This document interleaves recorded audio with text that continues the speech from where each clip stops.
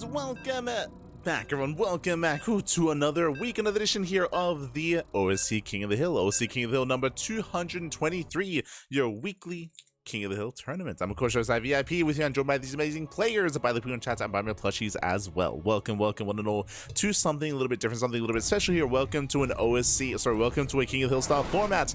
The way this tournament works here is that we have 15 players. So we have 15 best of ones, and we have a lineup of players ready to go at it, and the winner stays on, the loser is eliminated. And up first, we have a PvP, spawning in the bottom right hand corner of Incorporeal. We have a newcomer here, someone that I've never casted before. It is the French Protoss. It is Bob Lemoche. It's all my Bob, papi. And spawning in the top left-hand corner, we have someone that we have covered before. I've actually competed against him before many years ago. It is the Australian Protoss player. It is the Green Protoss. He is the CEO of the entire tournament, of OSC, I should say. It is Eddie. Cavalier. Let's go. And as we get into this, if you're in the chat, predictions are open. Place your bets as to who will claim this series. Let us go, as we have a cannon rush out of our French caster. Bearing in mind, Bob Lemoche is a French caster, and of course we have Eddie, the admin of the tournament. So we're caster versus admin. Let's go, baby, let's go. As the cannon rush is upon us, we have the pylon being thrown down. Eddie, what do we see? Eddie, he has no idea. He's playing in the dark right now. Pylon is going to be thrown down. He does spot one of the probes, and now he's a little bit more aware. Yeah, now he's more aware. Spots a pylon in the low ground, and the cannon rush is upon us, and it's going to be a fast one. Oh, God. I'm dying, papi. But the cannon rush is underway. And Eddie, unfortunately, this cannon will finish. We do see Bob Lemoche. He has high ground vision thanks to the pylons. He will lose a probe, true, but again, the cannon can slowly start to chip away at this. I say that the cannon, I think, might be within range of the gateway. Is it? No. Okay, barely out of range of the gateway. Is within range of the pylons, that is true, but he lost the probe. The main base, did not get the cannons up in the main either, so Eddie, he has time to respond, a time to react, and Cybercore is on the way. Eddie does decide not to make any zealots here. He can respond with a rover himself, just getting further vision of his own main base, and Bob Lemoche, his all-in is continuing here with proxy gateways. Okay, let's go. How is this going to all come together here? Now, what's scary is that we have our Stalkers on the way. The Stalkers, they can slowly clean up these pylons. Speaking of, cannon is within range of the gateway, but if we can deal with these pylons, we can remove that high ground vision. We can remove that vision. Stalkers are being chronoed as we speak. Stalkers, they pop out. And what do we get? There we go. We're going for the pylon. And I believe they should kill the pylon before the gateway goes down. And that will remove that vision. Back at home, we do have a Cybercore on the way. We can then gain access to a Robo or a Stargate. Bob Lemoche still has that high ground vision thanks to the second pylon, so the gateway may actually go down. It's going to be close. Ooh, as there's a... there might be a little bit of, I mean, we are playing on US West, so there's a little bit of lag here. One gateway does fall.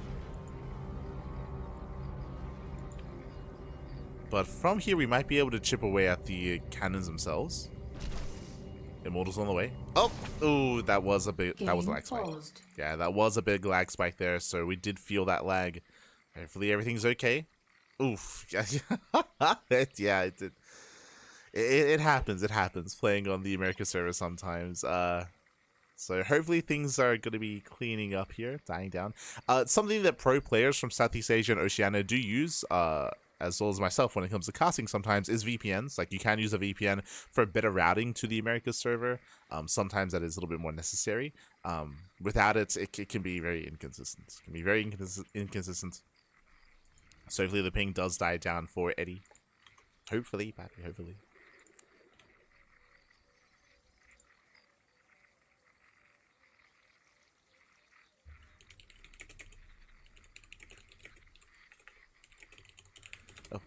But otherwise, we're going to just calm down.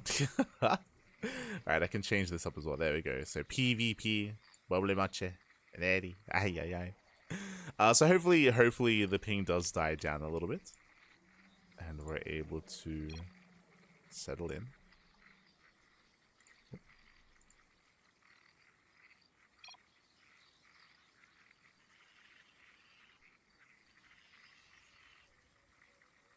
Beautiful.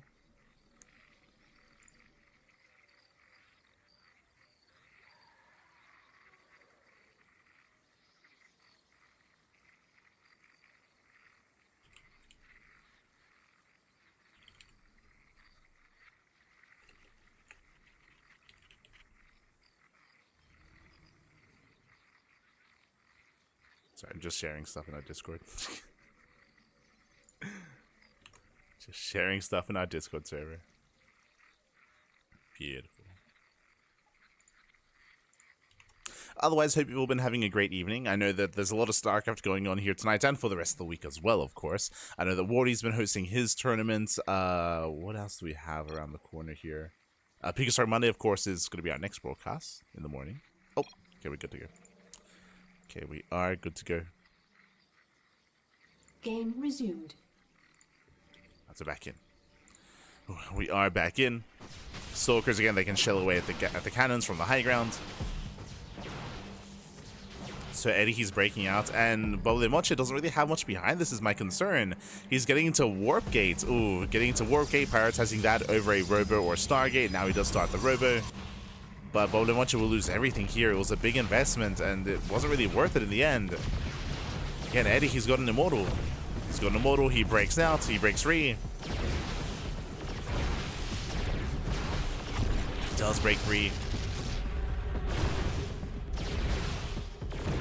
And when Eddie moves out across the map, what can stop him? Like, there's one Zealot, one Stalker, Warpgate isn't done, so we're making another Zealot back at home, making it manually, I should say.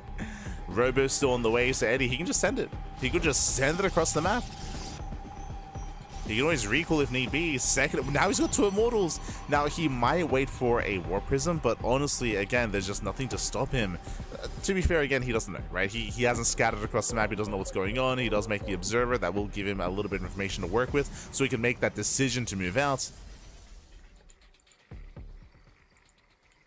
But he has to make it. As for now, setting up more gateways. And looks like, yeah, he's just maybe a little bit concerned about Dark Templar. So he's ready for DTs. Now he's got a second Observer, so again, he should at least move 1 across the map. And he can expand. Yeah, he can expand. I mean, I'm saying that, oh, Eddie, he could have pushed, he could have maybe killed. True. At the same time, he's just getting further ahead. Like, at the same time, he's expanding, he's getting further ahead. GgMaChine is still stuck on 1 expansion, on 1 base. Here comes Eddie. Now he's moving out. And ideally, he does want to fight GgMaChine on the low ground. On the low ground here at the natural.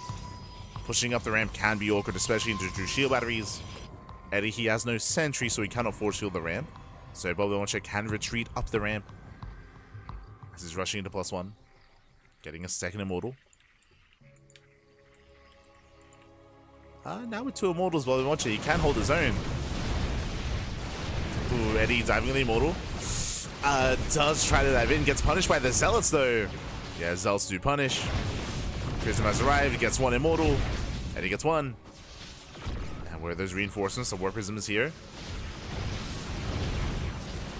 Okay, he gets 1 Immortal, but the other is still high HP. We need those Warpins! We need them! Despite that, yeah, he can at least save the Immortals, he can back off, but again, Eddie behind this, he is getting fully saturated. He's getting his natural base up and running. Did trade with his opponent, checking the units lost tab here. Eddie did lose 6 Stalkers, which was brutal gas-wise, but overall he has just had a more efficient trade, more efficient game. Oh, and he's getting a little bit cavalier. True.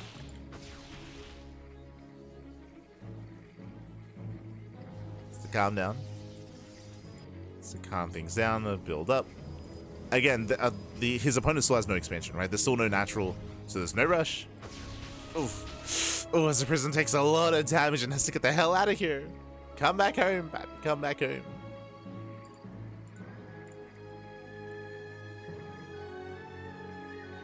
Again, GgMaChine just looks like 1 base. Eddie taking a 3rd. Just taking another expansion.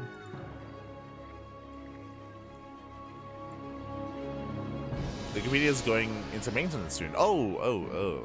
That's going to be a little bit awkward. But we'll do our best. Do our best.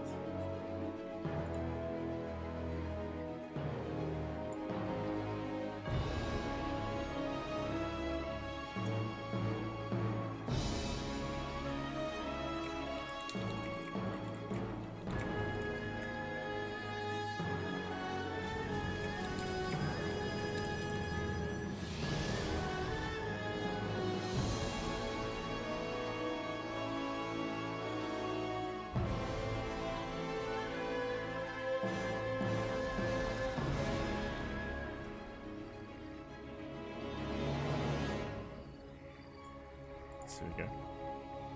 Golden Watcher does move out.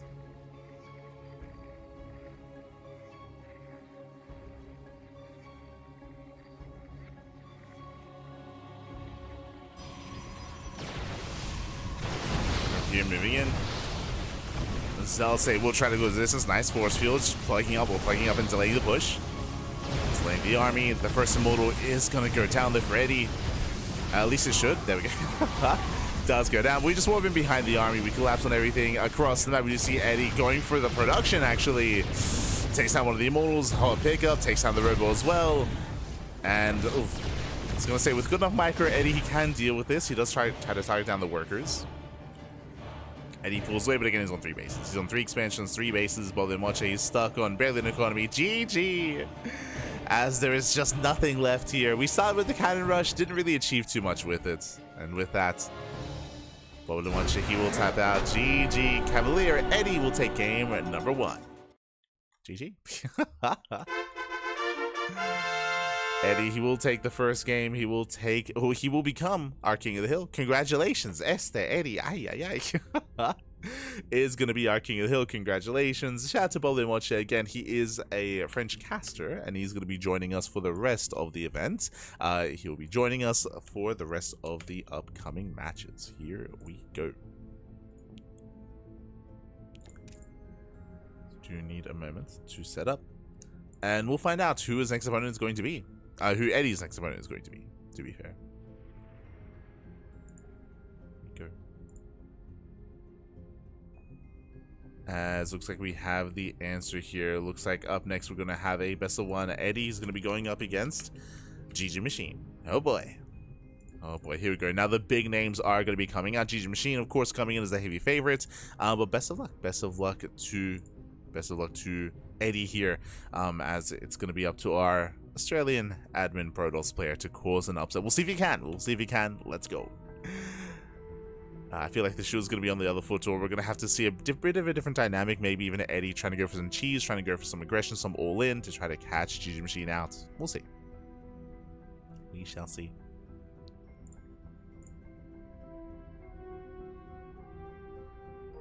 So players are getting ready. Bearing in mind it is, of course, the challenger pick for the additional map.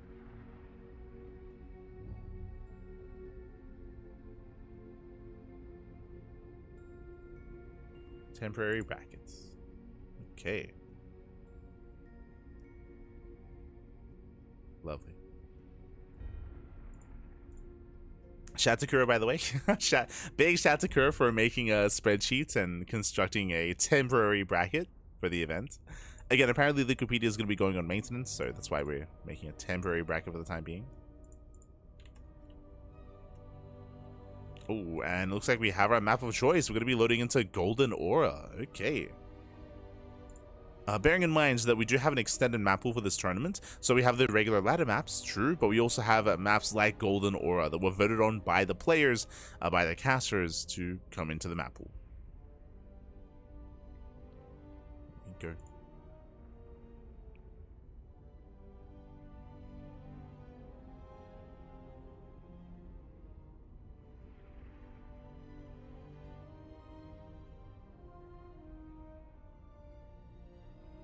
Clearly, Eddie should use the CEO powers to postpone the maintenance. True. Let's go.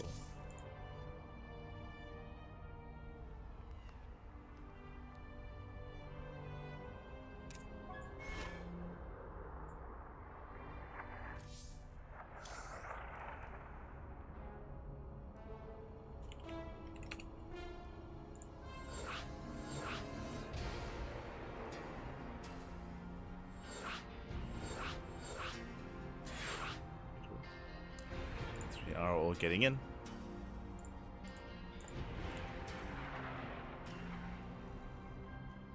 Sorry for the delays. I was just posting a video to our Discord. Ah, the bunny's happy. The bunny. Beautiful.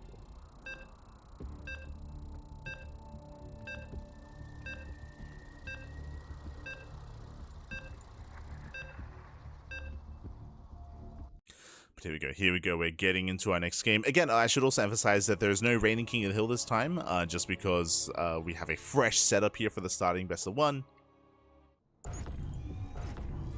And we'll see how long our win streaks can get. As spawning in the bottom right-hand corner of Golden Aura, we have the blue Zerg player. The blue Zerg, it is GgMaChine, our new challenger. And spawning in the top left-hand corner, we have the Australian Protoss player. We have the green Protoss himself, the owner of OSC Esports. It is Eddie. Cavalier. Cavalier. Here we go. And if you're in the chat, you know what's happening is it is a gamba time. Predictions are open. Place your bets on who you think will claim the series. Best of luck in the chat. Whew. As again, Eddie, the admin himself, took down the caster. Now up against a player though. Now up against a player. Aye. We'll see how he can fare.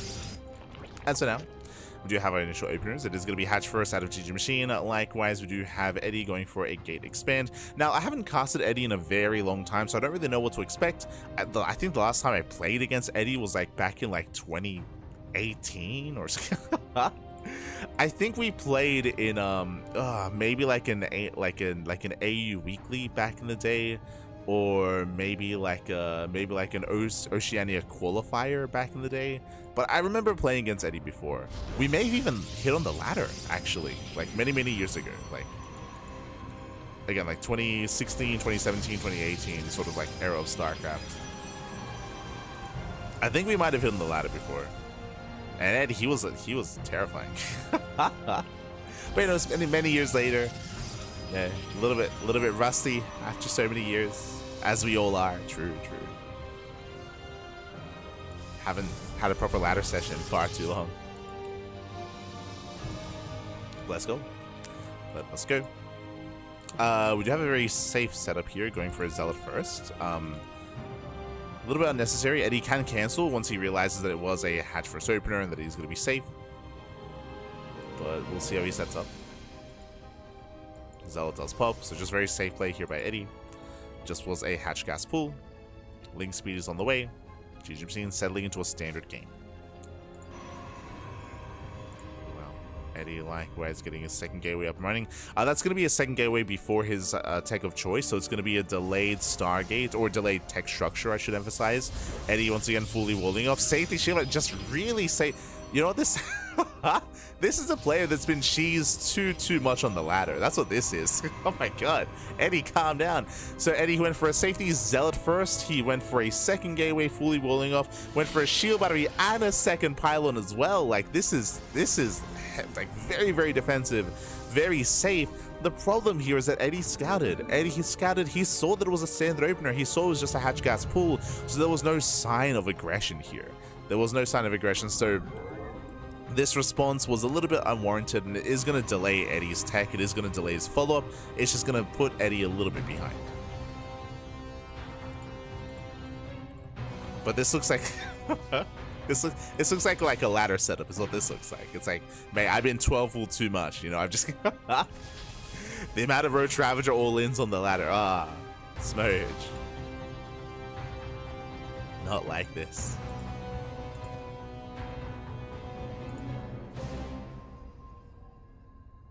As the tech is quite heavily delayed, which is a concern. Probe is in position. Show us what you got. We could see a Robo, Twilight Council, or Stargate. All have their own variances and are viable in their own way, of course. There it is, going to be the Stargate opener out of Eddie. But again, a very late Stargate. So because all of this is so delayed, and actually the Lings did scout the second pylon and the shield battery as well, and the gateway and the Zealots, GgMaChine, he can drone. He can just drone as hard as possible. He can drone freely. He scouts the Stalkers, which means no adept aggression. There are no adepts that threaten the bases, so we can just drone on up and get safety spores, spore at the natural, spore in the main base, and GgMaChine can just be as greedy as possible. Just seeing the more defensive setup here of Eddie.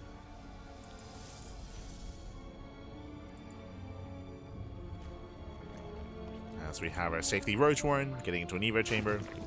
We have an earlier Forge here, and we have a 2-base setup. Eddie does not expand. Okay, so no third base, no expansion. This is looking more and more... I was going to say this is looking like a 2-base all-in, and it is looking like a 2-base all-in, but there's nothing behind this. Like, there's no Twilight Council for charge or for blink. There's no robo for immortal production. There's a Stargate, yes, and that's designed to scout and get economic damage, but I don't see where the backbone of the all-in is. Outside of +1, maybe like a slow lot all-in, but even then we need a robo. So we'll see how this all comes together.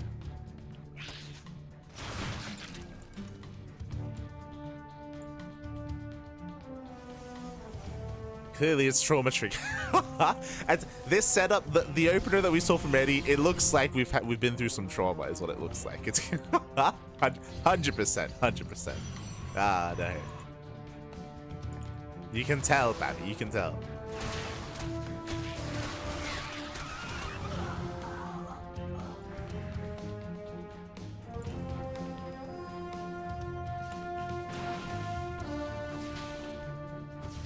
Twilight Council's on the way.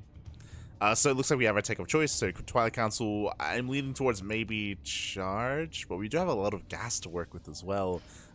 Might be blink. We'll see.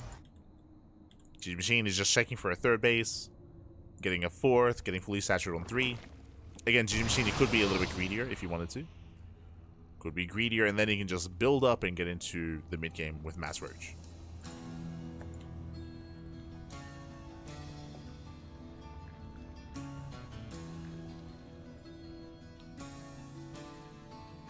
Ooh, and we're going for a German taxi. Okay, let's go. GgMaChine, he will lose 2 workers into the Oracle. He's building up his queens, building up his Roach Ravager. The German taxi is getting ready. We're loading up. We're sending it. Let's go.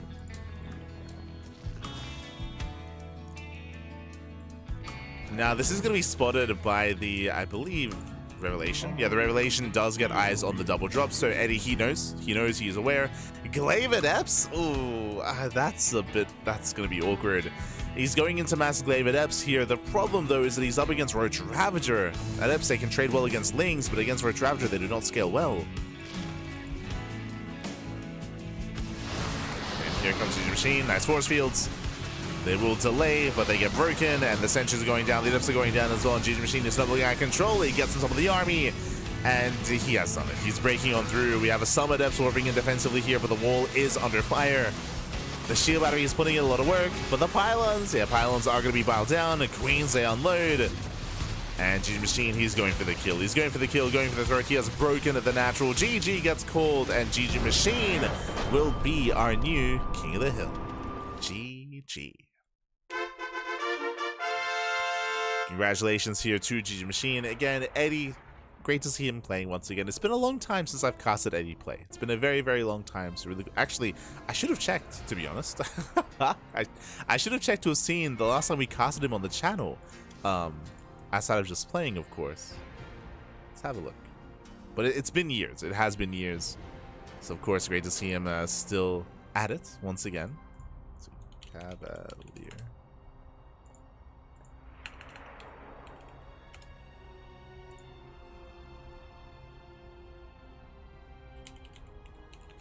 I know that he's played in one of our SDOs before.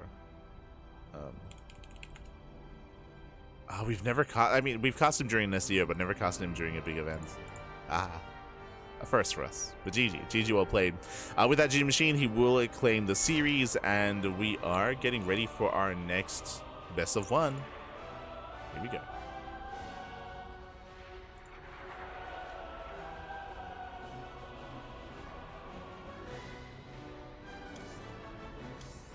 We're getting ready for our next best of 1 here. We'll see who's going to be our next challenger. Let's go. Let's go.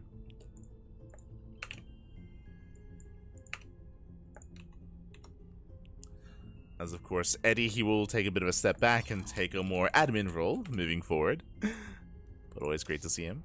As we have our next matchup, it's going to be another ZVP. It's going to be a ZVP between GgMaChine and Mindle VK.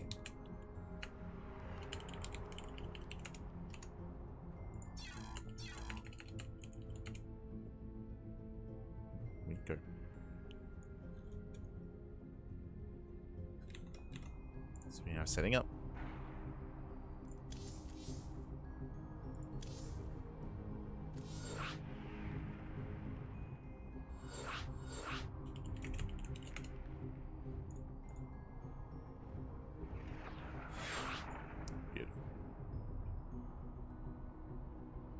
go. As we are going to be on ley lines. As a reminder, it is going to be challenger pick, so middle VK. Has chosen ley lines here as his map of choice, and we'll see how he fares. Speaking of casters, MindoVK, he has been doing a lot more content creation over the past year of play.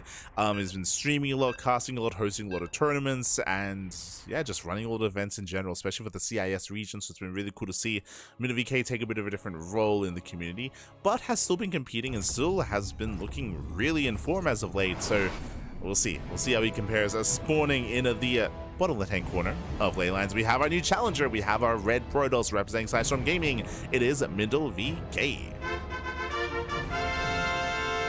And spawning in the top right-hand corner, we have the blue Zerg. We have the blue Zerg player, the current king of the hill. It is GgMaChine.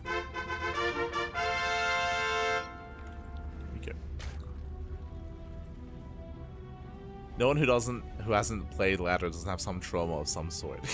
I think my only trauma from ladder is the sound effect of a BC teleporting. For those that know, that there's not when they land the teleportation, but when teleport gets activated, there's like a little click. There's like a little click sound effect. That's that lives rent free in my mind. Oh no. I talk about sometimes when we stream because there's like a couple of songs in my playlist whenever I ladder that actually have that sound effect in the song, and I'm like, every time. Ah, no.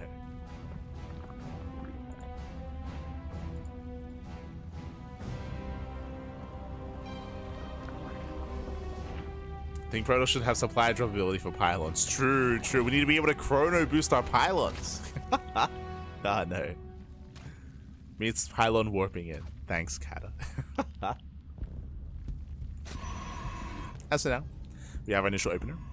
Getting gate expanded to Cybercore, standard opener out of MindoVK. Likewise, GgMaChine going to be getting into his own standard hatch gas pool. So far, so good. Everything's looking normal. And we'll see where our players do take us. When it comes to GgMaChine, we're going to be looking for the timing of his Evo chamber and of his Roach Horn and of his lair. We'll see kind of where he spends his gas, how he spends his gas. Likewise, MindoVK, we are expecting a standard opener, but hello, that is a peculiar location for the second pylon. Okay, second pylon has been placed behind the mineral line. Typically, with a Stargate opener, you throw down the pylon closer to the edge to reduce the time it takes for the Oracle to get across the map. But okay, there we go. It is going to be a standard Stargate opener. Was thinking we might be hiding tech. It did have the option to, but it's just going Stargate. Now, from here, we could still hide something. It could be a Void Ray opener, hunt down Overlords, and to keep the tech hidden, or just Oracle. We'll see. We'll keep an eye on MindoVK. We'll keep an eye on him.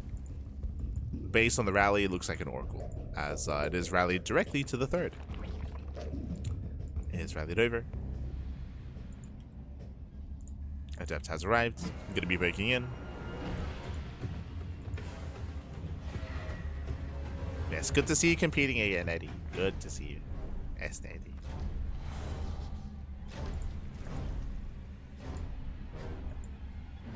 So now our Adepts do move out. We have two Adepts. Of course, they can one-shot workers. So we can threaten the shade into the natural, threaten the shade into the main. Adepts are going to be shading in. Doesn't quite commit. Behind this, we do have the initial Oracle. And so far, everything's looking normal. Now we have the second gateway. Again, typically you delay your gateway, you skip your Zealot, you get your tech up and running, claim your third base, get into a standard game. Here we go. As GgMaChine, he's here to delay the expansion. Will delay. Only by a couple of seconds. He's also forcing MindoVK to keep some supply here back at home. The Adepts are staying back. The Oracle now moves out. We'll see what he can get done. Spores are ready. We have two queens in the main base. We have two queens here at the natural. Spores all the way at the third, and so far, so far GgMaChine is keeping up. Oh, we'll lose one. One drone goes down. Oracle is zoned away.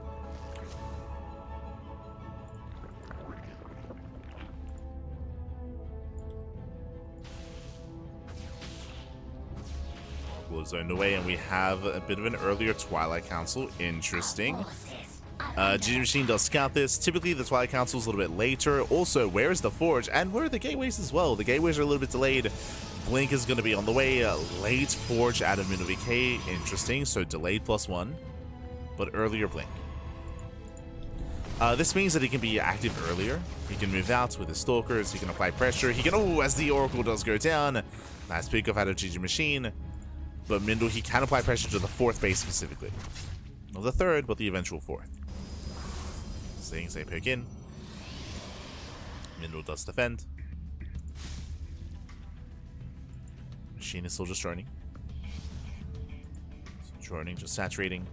Standard follow-up here, nothing crazy. There's no early Evo chamber. Standard timing with a Roach Warren, get into his lair.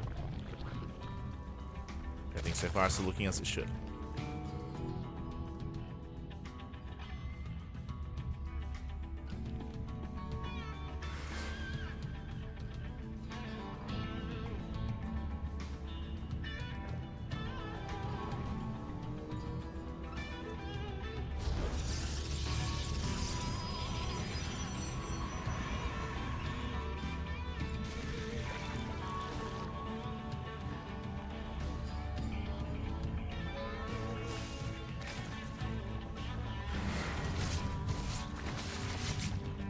Does poke in. Pokes in. We do have a couple of shots here into the mineral line, but no major damage. Just getting the one drone. Getting up. Ooh, just one. Nice control. Saves the drone. One drone goes down, and GgMaChine is getting into his 4th base. Now he can focus on his Ling Roach production. He can focus on his army. We spoke earlier that because the earlier blink, MindoVK can be active like this. So, oh, that was a crazy blink. By the way, blink's on cooldown. Now MindoVK gets caught out. He did slip up there. He should not have blinked. Ay. And this is brutal. Brutal losses here. I want to say GgMaChine, he could just commit. He can just keep going, despite the Oracle. But now we should be able to blink. Again, a really rough moment there for Mindo. You gotta be so careful with how and when you blink. He gets punished for it.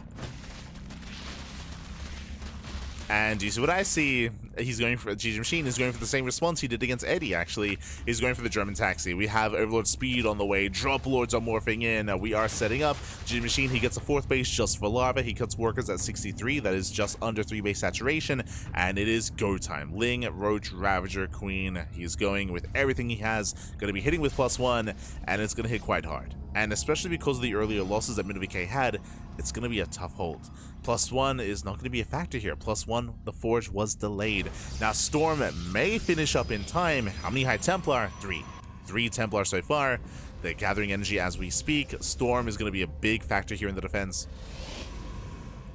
If they land well, then maybe MindoVK can hold. Bearing in mind that Roach Ravager, they can tank some Storms. Oh boy. As here comes GgMaChine. Is moving in. Pushing into the 3rd. Storms here grazing the army. Oh, we get some decent storms from some of the Roaches. Very nice storm. A little Roach is going to be going down, but what about the Ravagers? Yeah, the Ravagers are moving in. Storm of the Queens. The piles are connecting, and we have 1 storm left. That was the final storm. And the storms were decent. The storms were decent, but it's still not enough. Yeah, GgMaChine, he breaks on through. He breaks through that defensive line, gets into the mineral line. Archon goes down. GgMaChine is running out of steam a little bit here. The Stalkers, they're holding their own. But 27 probes. 27 workers have gone down. That is still critical damage. The Oracle's doing what they can. There's still a couple of Queens left over. Mindo does have 4 bases, can replenish some of these workers, but it's still quite a lot. GgMaChine does back off. He backs off, he retreats. Oh, dive on the Dropper Lord. It's bold move out of Mindo, but he gets punished for it. Stalker's gonna be going down.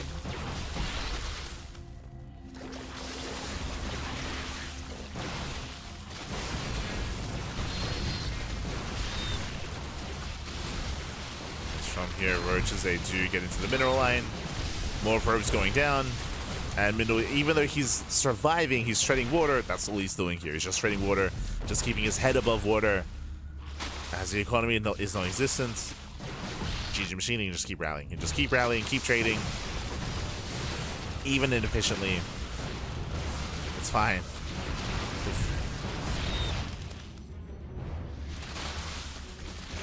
So now we can just get on top of the expansion. Planetary goes down. Nexus goes down. Here hits the 4th base, catching the army on creep. And GG gets called. GgMaChine, he will claim the game. He will maintain himself on top of the throne and is still our king of the hill. GG. GG will play it again. MinuVK, he had a shaky start to the game as we did see him bleed out a lot of stalkers early on. We saw him lose a lot of map control. MinuVK was also very comfortable. I was very impressed. Sorry, GgMaChine was very comfortable. I was very impressed by GgMaChine's adept defense. He did a great job defending against the adepts, preserving his workers, shutting down the oracles as well. Remember, he was able to kill one of the oracles and build up into that 3-base setup. Again, it was just a bit of a rocky road to that kind of game state. On top of that, MinuVK, his build didn't quite work out. I'm referring to the early blink. Remember, he did decide to go for early blink into delayed +1, and the stalkers didn't get much done. He got punished for it as well, and everything kind of went south from there. It went south, but GG well played. With that, we're now going to be following GgMaChine into his next game. Where are we dropping? Where are we dropping? As I see a couple of players logging on. Who's it going to be? Who do I see? I see Moja. True. I see Moja. I see Nicaract. I see Shameless lurking around as well. I'm sure we'll be seeing one, if not all of them, at some point.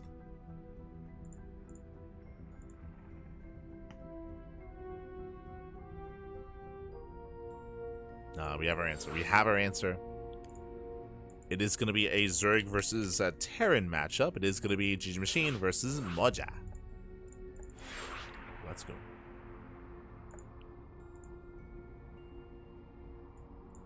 Here we go. We're getting to our next game.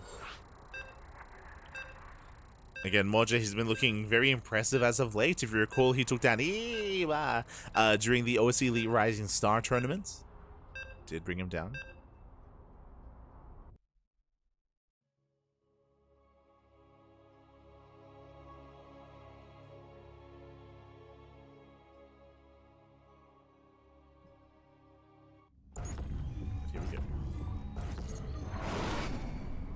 As this morning in the top right hand corner of torches, we have the German Terran player. We have the German Terran himself, our new challenger. It is Moja. And spawning in the bottom right hand corner, we have the blue Zerg player, the current king of the hill with 2 wins under his belt. It is GgMaChine.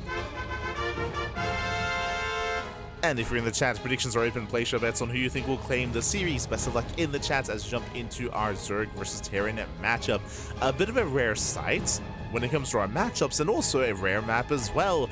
But that is the benefit of a system of a tournament like the OSC King of the Hill. It's challenger pick. It's challenger pick. So vetoes are...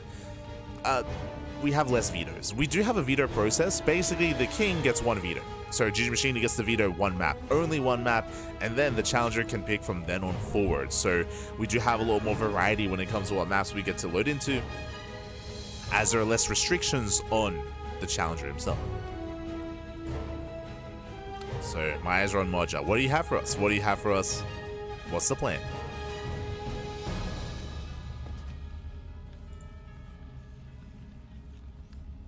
What's the plan?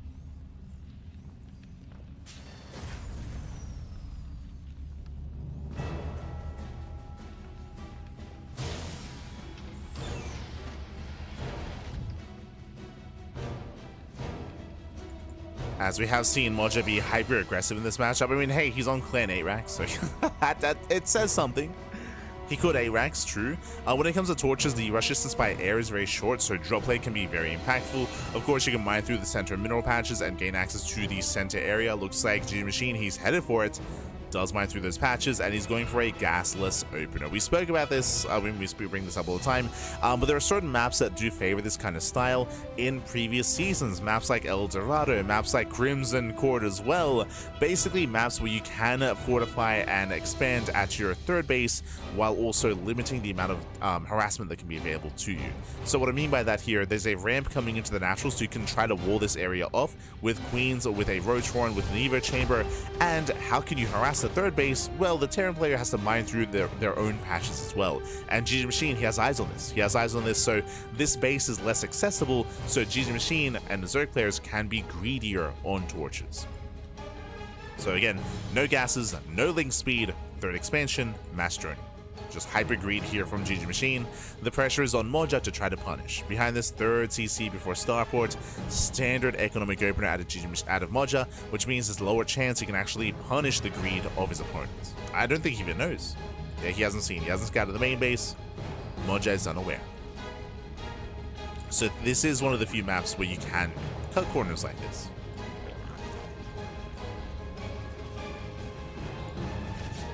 There are ways to punish this for sure. Like Clem, he's amazing at this, where he, instead of going for a CC, he'd go for a Starport, he'd go for a 1-1-1, reactor as many Hellions as he can, and go for dives with like 8 Hellions and bust in and deal critical damage.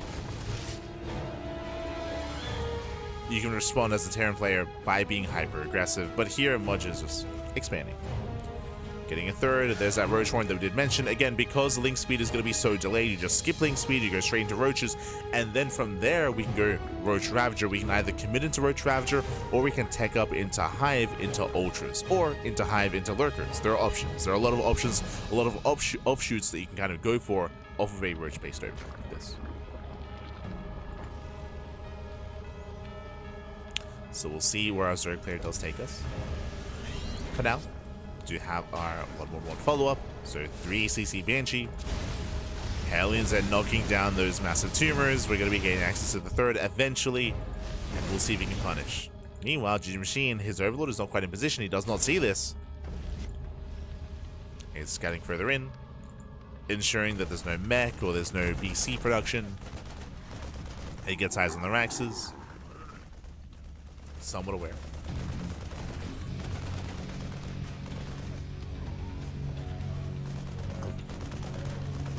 Yeah, it does come in for a full scout.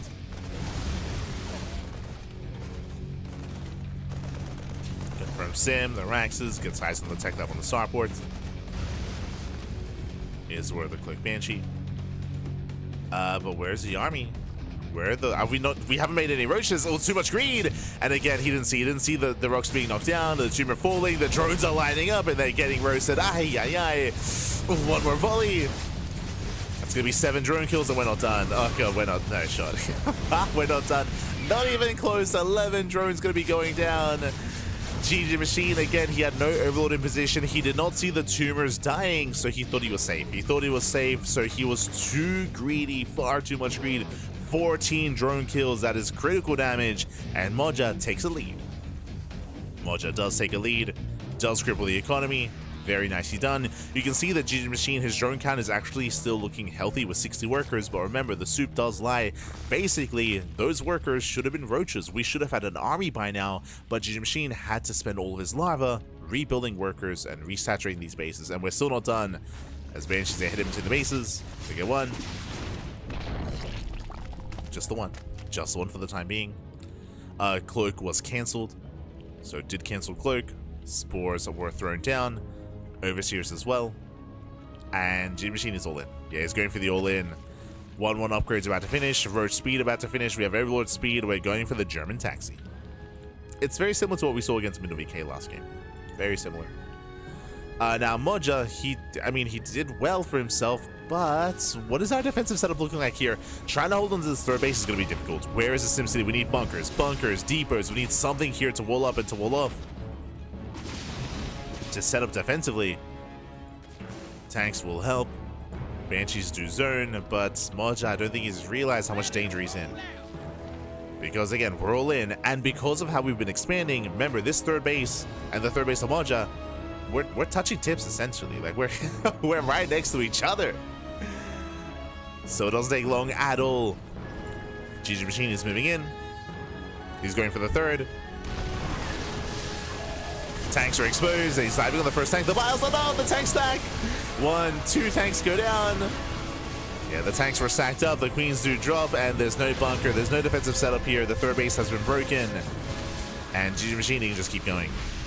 He can't just keep going. There's one tank on the high ground. He did just waste his Biles, but some of them are now off cooldown. There we go. Does Bile again. Tank falls.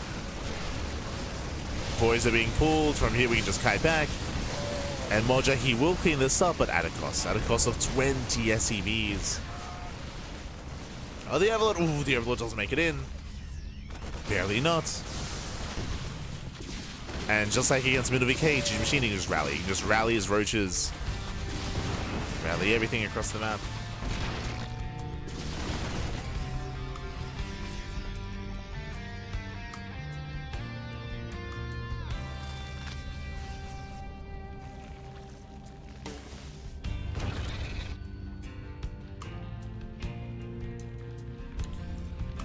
Just rally across. The pressure is on Moja. He's down to 41 workers. Again, down to a 2 base saturation. And GgMaChine is getting into 2-2. He's just getting into 2-2 upgrades. Oh! Biles don't quite connect. But GgMaChine just calm down. Getting his gold base. Waiting for 2-2.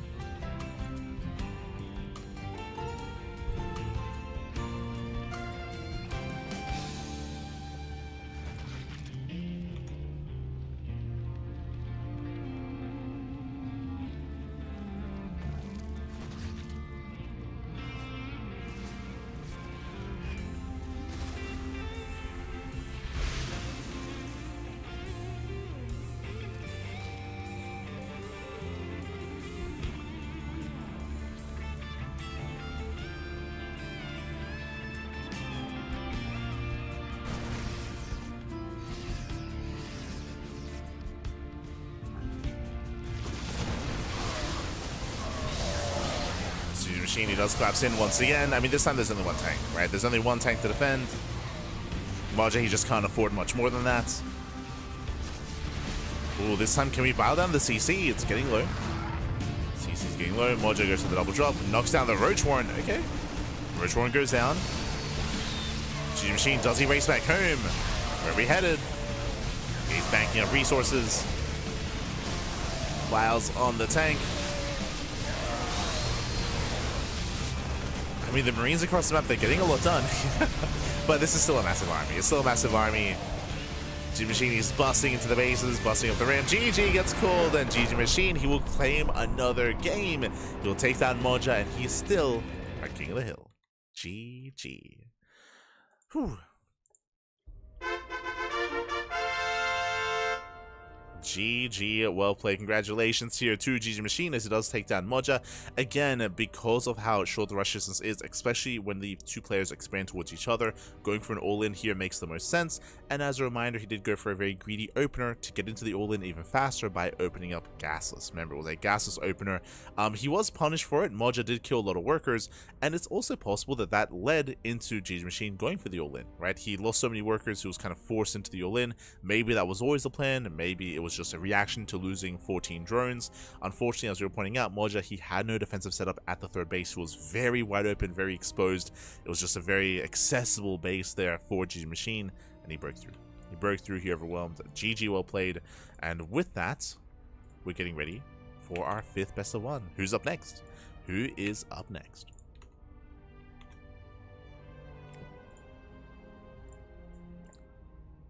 Oh, okay.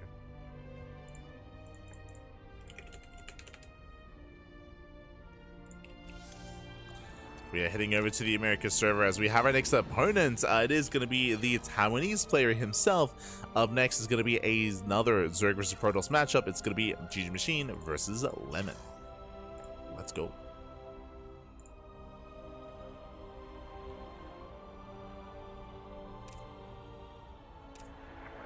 Let's go.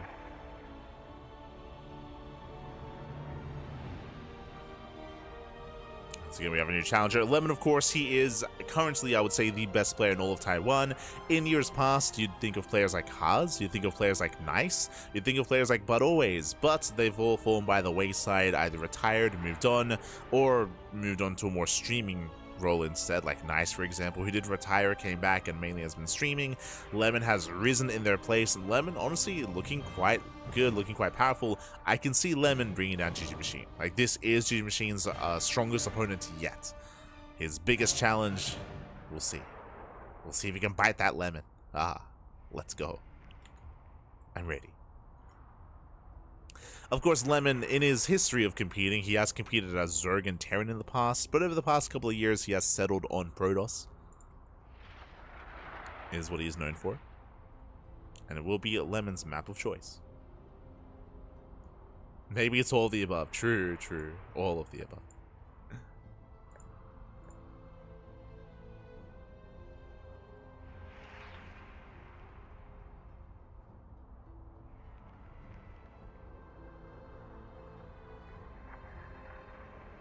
Oh, hello, Senor Touch. Hello, hello. Bienvenidos. But looks like we have our map of choice. It looks like, once again, we're going to be loading into ley lines.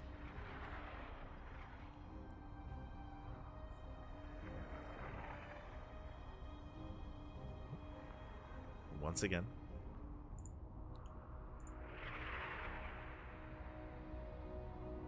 And we'll see what Lemon brings to the table. Lemon, he has gone for some more aggressive builds in the past. He can be very much so in your face. Let's go. I'm ready for it. Let's go. Time to make some lemonade. See. Time to make some ceviche. Papi, some ceviche. Haven't had ceviche in too long. I haven't had it in too long. We'll make some. We'll make some.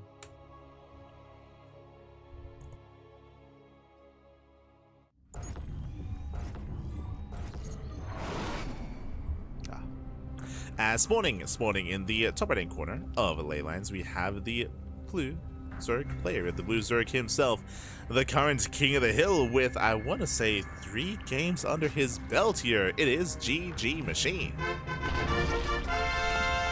Yeah, with 3 wins under his belt, and spawning in the bottom left-hand corner, we have his challenger. We have a challenger. We have our new would-be usurper. We have the Taiwanese Protoss. It is Lemon. Let's go. Let us go already. Lemon does move out across the map. He's in position to delay the expansion, and he will not be able to. Did have a 15 opener here from GgMaChine. Did go for the extractor trick. Did go for a slightly faster base, and gets it up just in time. So 15-15 here from GgMaChine. Lemon too little too late. From here, a slightly better start here for our Zerg player.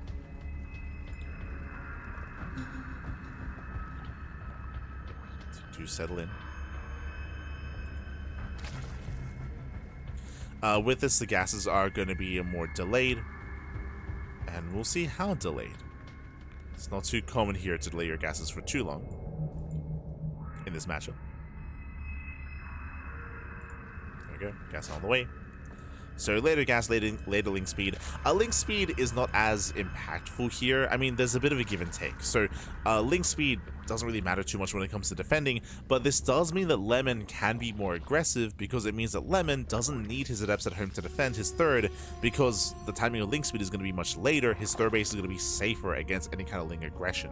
So Lemon can be more aggressive, more in the face of GgMaChine without being punished for it. So there is that available.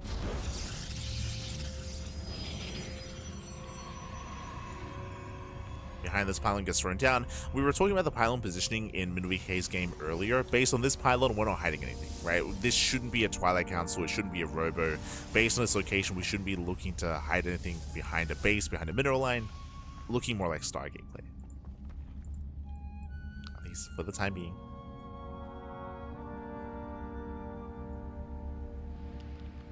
Well, that would you say is more played on the King of the Hill. Obviously, tonight it is ley lines. What map is more played out, typically? I mean, ley lines is a very standard map.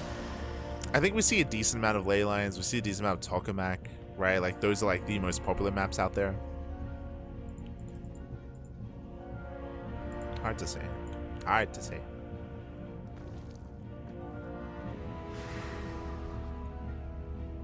Like, I still would say that we get a little more variety in OSC King of the Hill just because there are no vetoes, right? Like, players, there's a lot of players that come in with specialized cheese and specialized all-ins, like Torches, right? Like, we pick maps like Torches, for example, or Lost Fantasy, or Maganatha. We can often see more specialized play just because it's the best of one.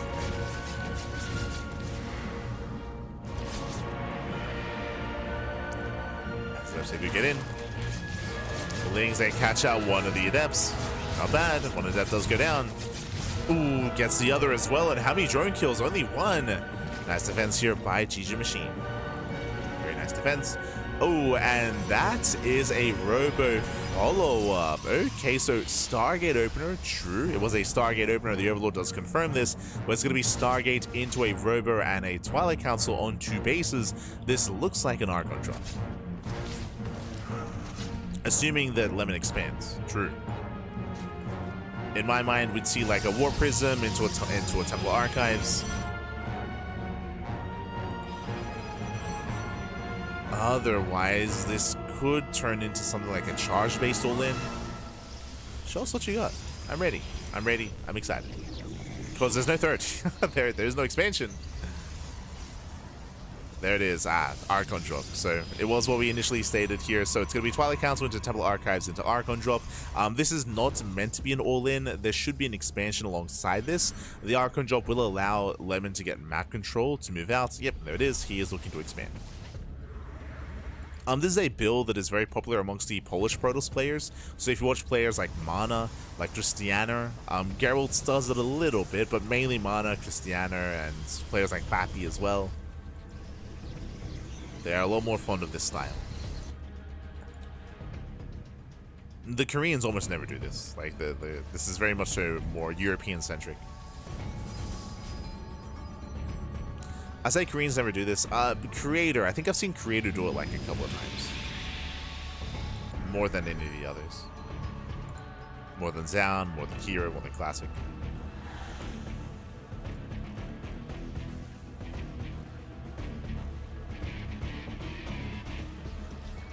Seven does break in. There's going to be zoned away.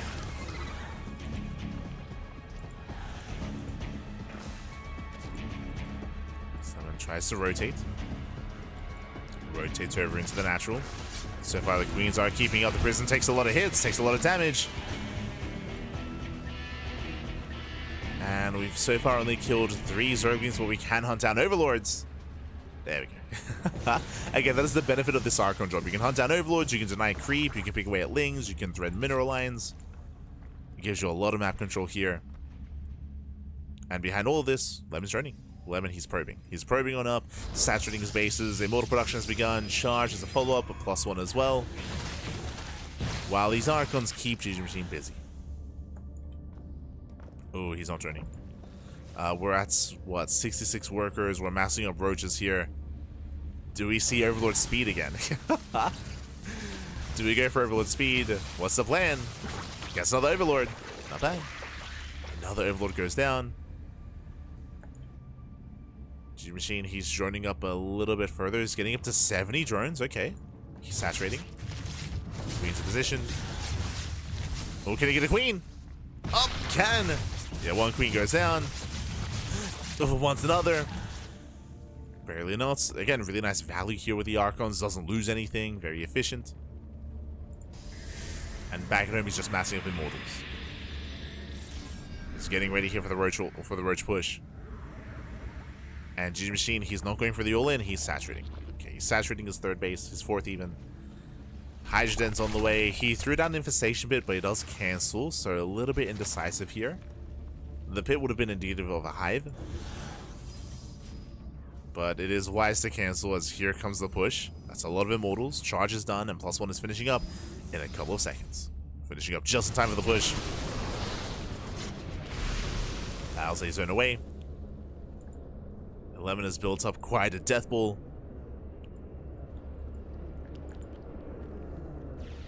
We got how many? We got 4 Immortals. It's a lot of Immortals.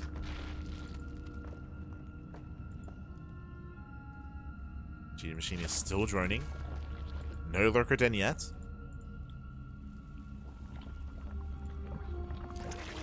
There's the Infestation Pit.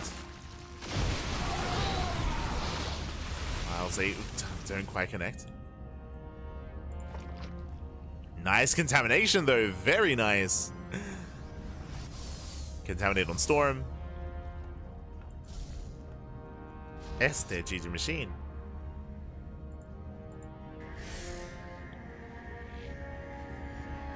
Oh. Fades out the stasis.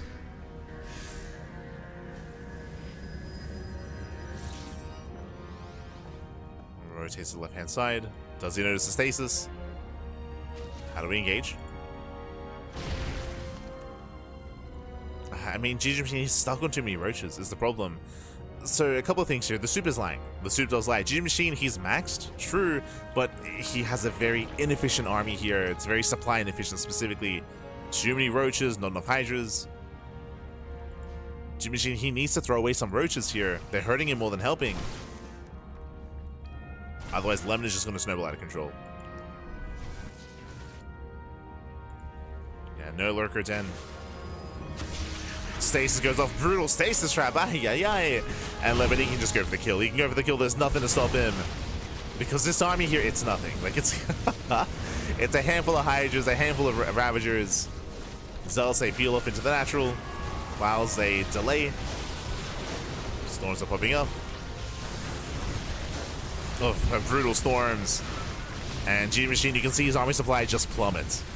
And that's what we meant when we say that the soup does lie. As again, it's just inflated supply. Gets in some of the robo. This army here is actually getting some damage done. So we're going for the base trade. We're going, ooh, does recall. Does recall back home. Recalls into the third. And looks like Lemon will lose his natural, but he will catch the army. Other miles. Oh my god. They graze an immortal. And that's going to be a 60 drone kills across the map. Oh my god, the pass. Miles, they catch the prism, which is nice. It's fancy, but it doesn't matter. 60 drones going down. Zealots are wreaking havoc across the map. Kill the third expansion. There's nothing mining here at the natural. Nothing in the main base. Lurker Den almost went down as well. That would have been a massive pickoff. And GgMaChine is down to one base. He's down to a one base economy. He has hatcheries, but no saturation, no drones.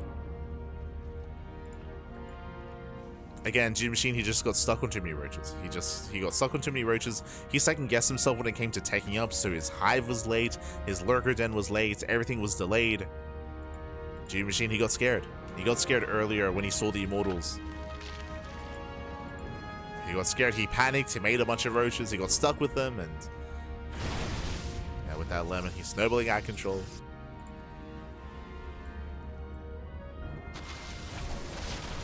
There are two Lurkers on the way. Oh. That's Jesus, we got storms everywhere. The storms are crazy. Does storm, does annihilate the army. The Lurkers are exposed. And with that, GgMaChine, he will tap out. GG gets called Lemon. He will take the game. He will become our new King of the Hill. GG. GG, well played. As we mentioned, Lemon was going to be the biggest challenge yet for GgMaChine, but alas, he was unable to bring him down. We saw that again, he got a little bit scared. He did overreact, and he did second guess himself when it came to taking up. He was stuck on Roach Ravager. He got outscaled as he was stuck with a subpar army, and everything just snowball out of control. I do think that the best chance he could have had is maybe to go for the base trade. Either that, or before that, leading up to that, he needed to trade. He needed to poke in, look to engage, look for these smaller fights, to throw away and peel off some of those roaches, and to get rid of them, and to get into a Ling Hydra Lurker based composition. In the end, he couldn't quite pull it off. GG. GG, well played. Congratulations to Lemon, and with that, we're getting ready with our next best of one. We have our next matchup. We have our next challenger. We're going to be getting into a PvP. Here we go. As up next, we have Lemon versus Sebestes. Sebestes, the Protoss player from Czechia, is going to be stepping into the ring. Representing Team Brody, of course. He's going to be stepping in here, and we'll see how he compares. I still lean more towards Lemon. Lemon he's got a lot of experience. He's got a lot of experience under his belt. But in a PvP, anything can happen. Anything can happen. We have our veto. Lemon does veto Last Fantasy. Sebestos, he can go from there.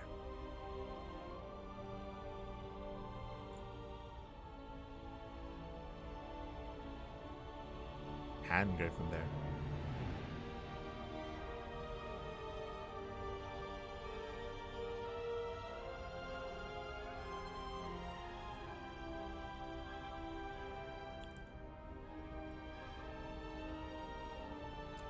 Go. And I feel like the map might be a little bit indicative as to how Sebestos wants to play. We speak about this all the time, but there are some players out there that are a lot more macro-oriented, especially in PvP. I feel like Sebestos does kind of fall in that kind of category of player. I don't know if he's really one to be too cheesy or too aggressive like a lot of the Korean Protoss players. So we'll see how these two compare to each other. We'll see if Lemon will be the aggressor. We'll see if Sebestos comes in with a plan. We shall see.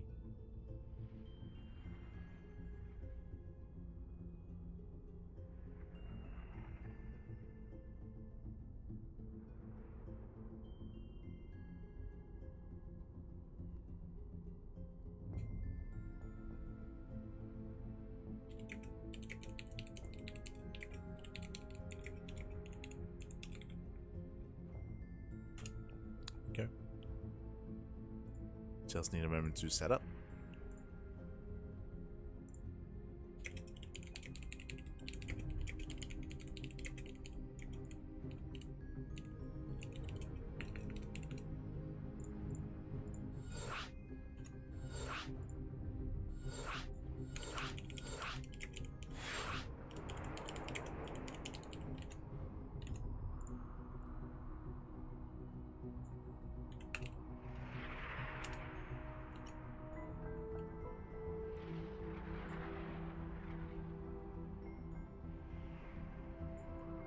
Here we go.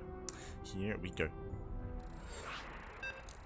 As we, oh my god, as we're getting into one of the other maps that it was voted in, of course, we were featuring Golden Aura earlier, but now we're going to be loading into Ancient Cistern. It has been a while. It's been a couple of years. We're back. We are here. We are back. This was what? Back in 2023? Not too long ago, but around like 2023 era of StarCraft was when this map was in the ladder map pool rotation, and now we're back. Let's go. Casted so much on this map. But we're here, we're back, and spawning in the bottom left-hand corner, we do... Game paused. So we do have a bit of a pause. Oh, never mind.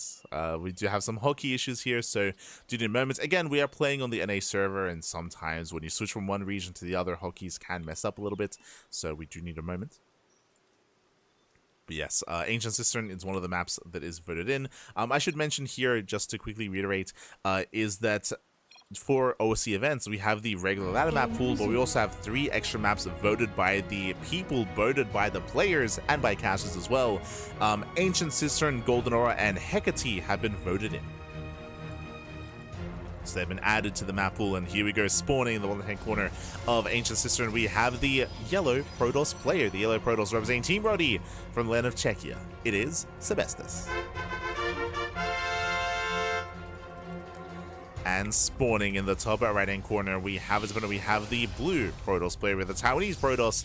It is Lemon, the current king of the hill. Let's go. Let us go. So we're getting into our next game, and it's actually been a very long time. Ancient Cistern. So back in the day, this was the macro map. If you recall, I've casted many like a 40 to hour long game on Ancient Cistern, as this is a map that is prone to being cut in half as well.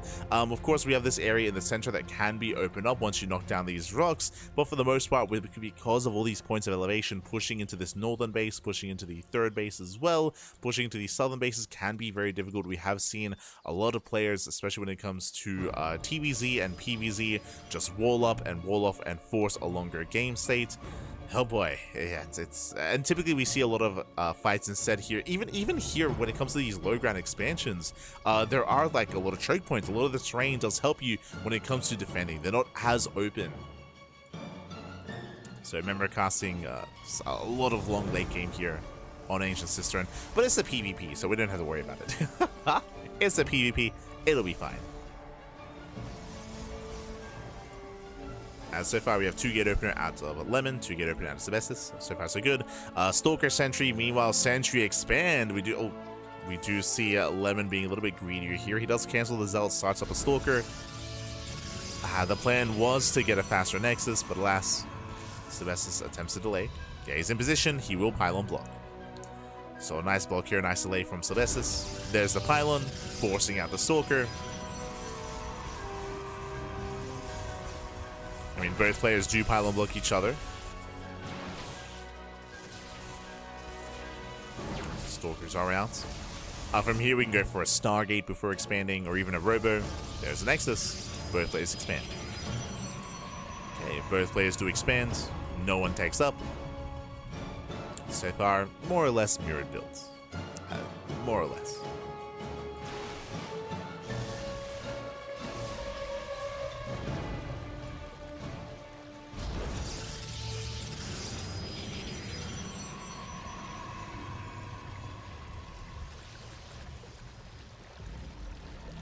The water.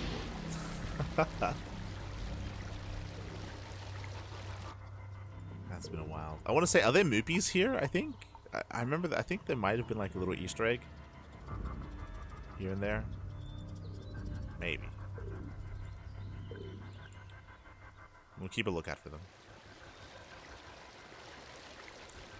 As we have our Hallucination Scouts, it is going to be a Twilight Council follow-up here from both Lemon and from Sebestis as well. So both players getting into their councils, both players getting into Blink. Blink is on the way, no one is hiding any pylons, no one is going for a Dark Shrine. From here, we'll keep an eye open for any Gateway Explosion, for a 3rd Gateway, a 4th Gateway, or for an earlier Robo, or for an earlier expansion, an earlier 3rd. A Robo would be a little bit safer. A 4-gate setup would be hyper aggressive.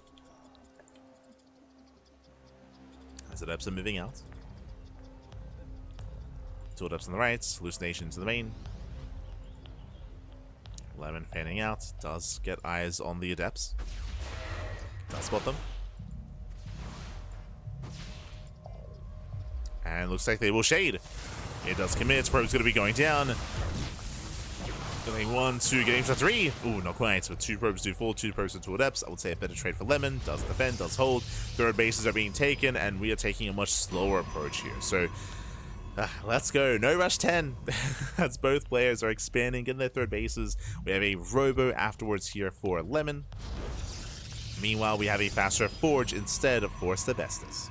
So he's going to be delaying his Robo, delaying detection. If we had a Dark Shrine on the way, then Sebestis would be in danger. So he does take a chance, does take a risk, but he's going to get away with it. Faster upgrades. Faster upgrades, stronger timing. Lemon does poke out. Force fields, they do zone away some of those Stalkers. Nice target firing out of Sebestis. Trying to hold on, but he's going to get out positioned. Yeah, he's getting called out. He will lose all the sentries. Both players do. And in the end, we did trade. Almost an even trade here.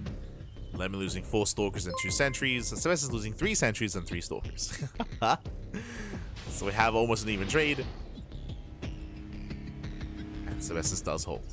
Does hold on. Meanwhile, big shout to SBIMFR in the chat. God, baby God. Thank you so much. Thank you so much for the gifted subs to the community. Oh my god, for the 5 gifted subs. Subs to Dynasty Bro, to Stealth Momo, to New Gen Dad, to Ultramarine, and to Death Pony as well. God, baby God. Thank you so much. Thank you so much for the gifted subs. We do appreciate it. Always, happy, always. Thank you so much. As Sebestis does actually work his way all the way to the main, it's going to be a one-way trip. He's forced to recall. This wasn't worth it. He bleeds out, what, 3 Stalkers? 3 Stalkers go down. Adepts, they do head towards the 3rd base. This may be worth it if you can get some worker damage, but the boys do pull away. Does pull out, does pull away.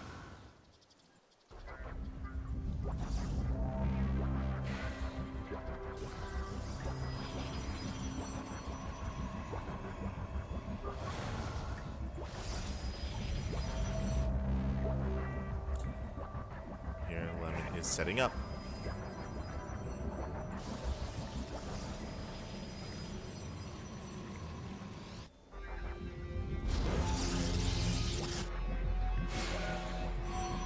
Here he's setting up at the 3rd. We have our gateway explosion, both players taking up into charge, both players taking up in towards. I mean, we have Archon production from Lemon on the horizon. And meanwhile, yep, there we go. Temple Archives for Sebestus as well. Sebestus is going to be a little bit more delayed when it comes to his Archon production, but he does have faster +1, and he has faster Immortal production here as well. I say that, I should say on par Immortals for the time being. There's 1 Immortal for Lemon. 2nd Immortal's on the way for Sebestus. Lemon's now moving out. He's expanding, getting a 4th base. He doesn't have to commit.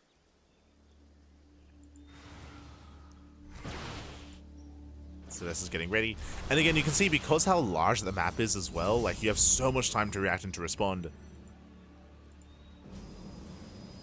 Sebestus is warping in.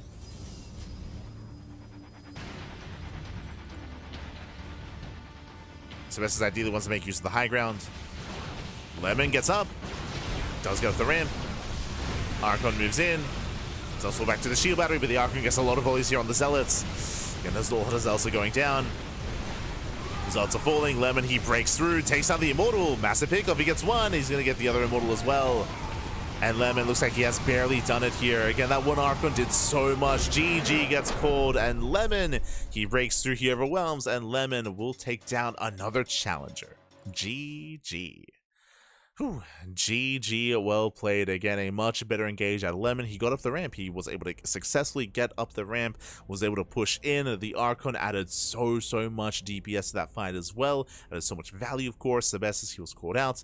And some really high value pickoffs there, losing the Immortals initially. And again, his own Archon was so much more delayed. GG. GG, well played. With that, Lemon does claim it. And now we're getting ready for our next best of 1. We already have our next challenger. Oh. My mistake. We already have our next challenger. Up next is going to be a Terran versus Protoss matchup here. Up next is going to be Lemon versus Nicaract. Oh boy.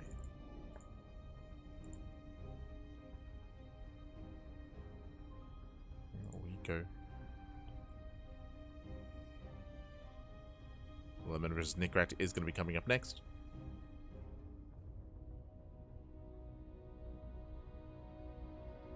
As Vetoes are underway.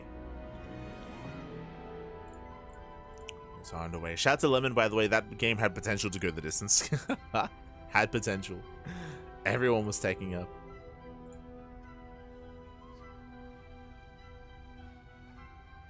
Last found an opening, went for the kill. Once again, we do see Lemon does veto Last Fantasy. Has been his go-to veto.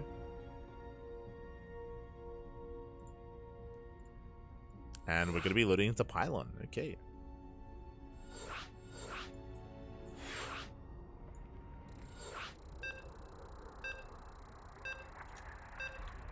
Less than 3, Papi. Less than 3. Gracias.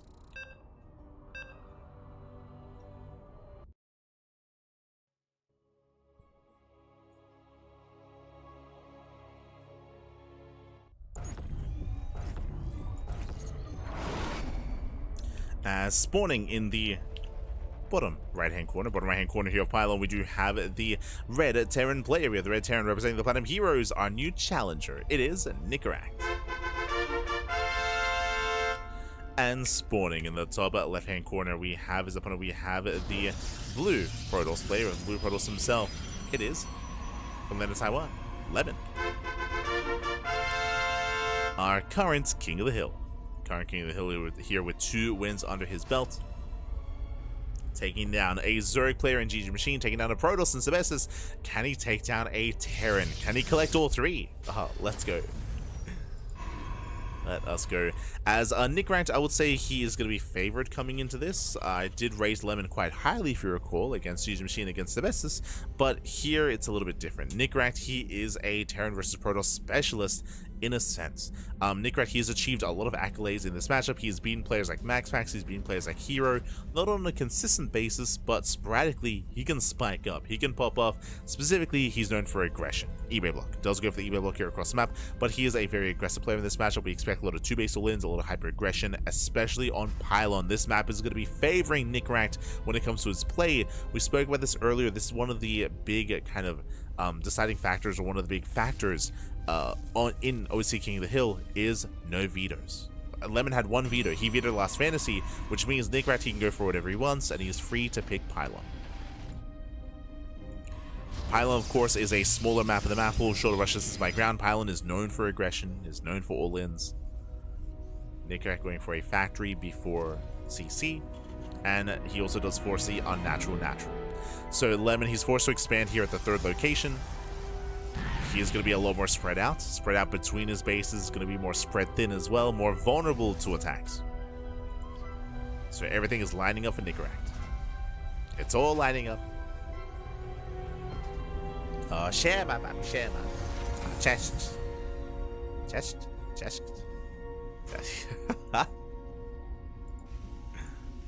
Ah.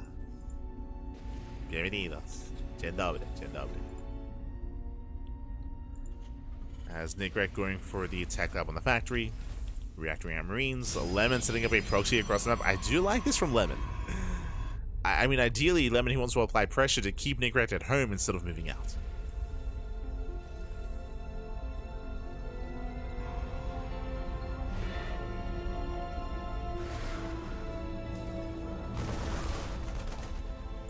Lemon does break in.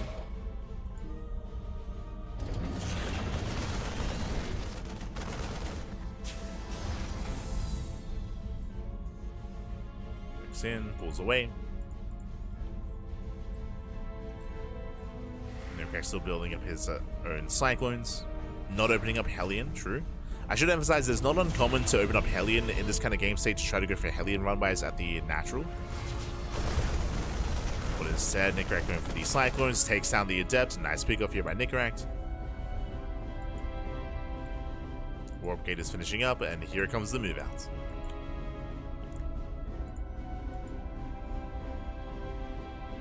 Does move out into another Cyclone on the way.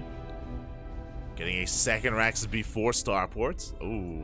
And if he goes for a third Rax, this would scream 2-base all in. Stalkers in position. They will punish the Cyclone. Cyclone pulls away.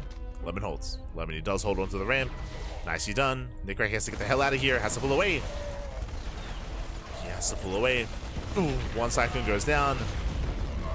A bit of miscontrol there from Nickrat, but he will catch a Stalker and an Adept and another Stalker.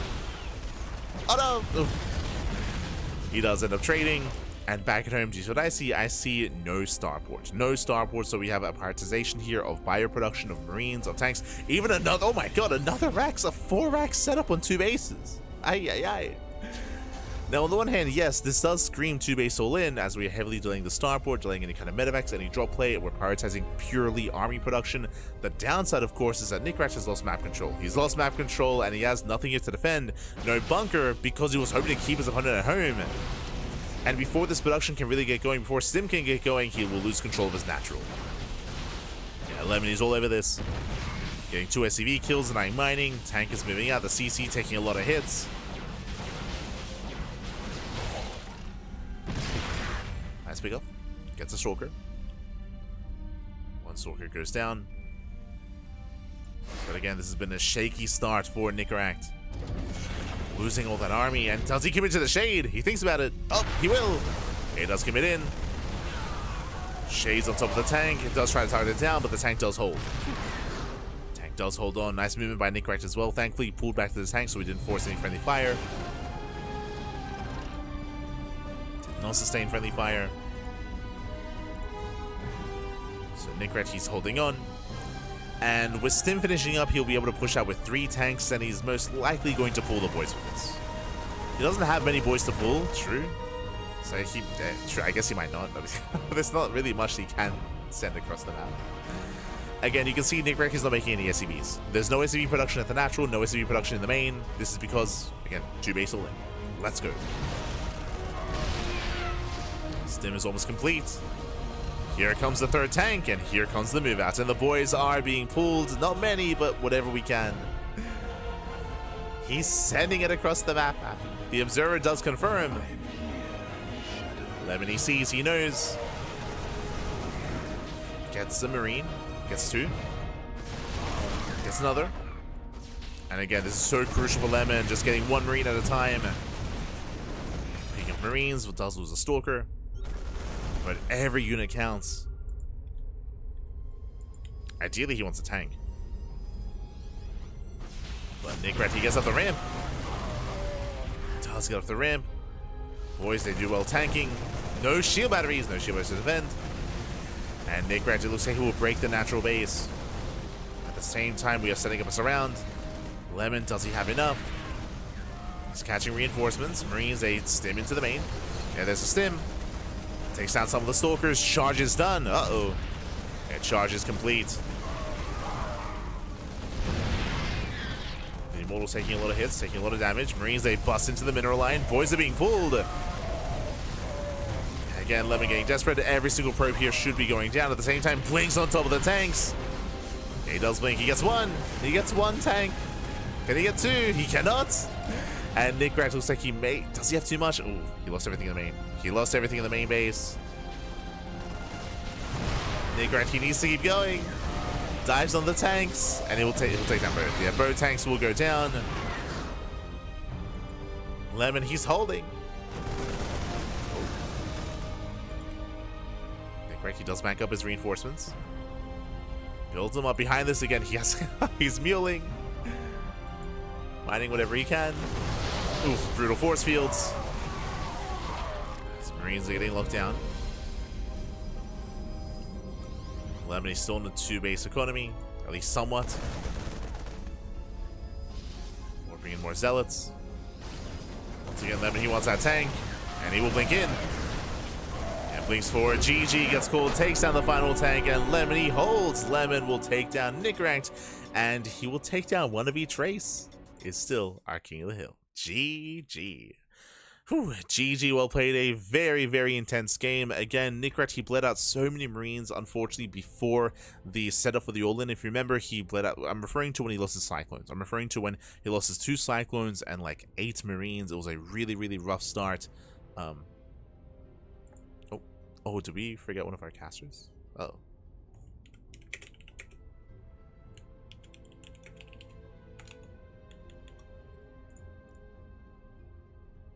GG, well played. With that, Lemon, he does claim the game. He does take down Nickrat, and with that, we're getting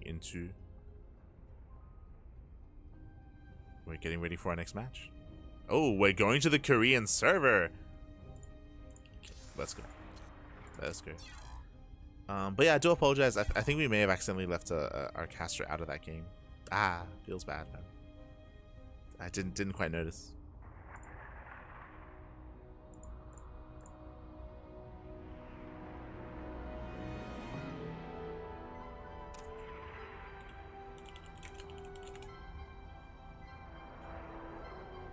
There we go. We're heading over to the green server here, and we are setting up with our 8th best of 1.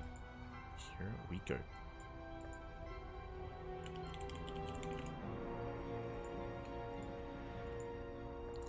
And I do see a couple players. I see a couple players here on the Korean server.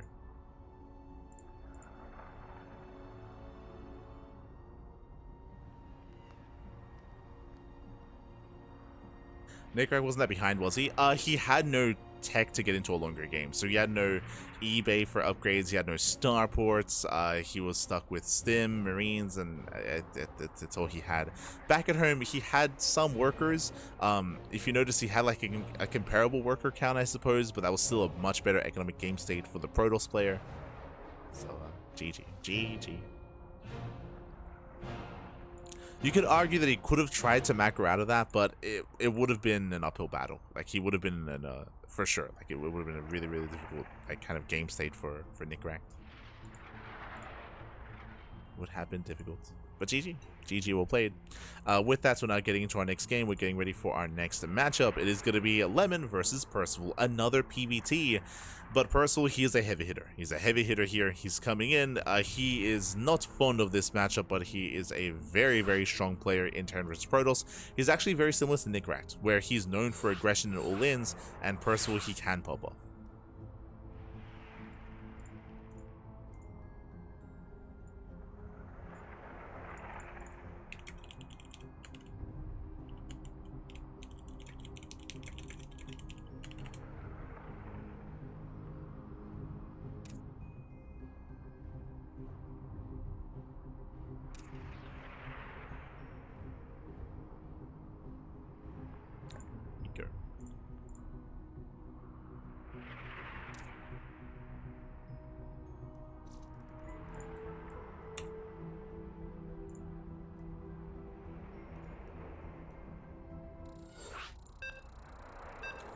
Beautiful. Here we go. We're going to be getting to the next game. And Torches is our map of choice here. Torches, similar to Pylon, known for 2-base all-ins. It's known for all-ins, known for aggression here. So that's what we're expecting out of Percival. We're expecting hyper-aggression out of our Terran. We'll see if we can have a little bit more success. We'll see.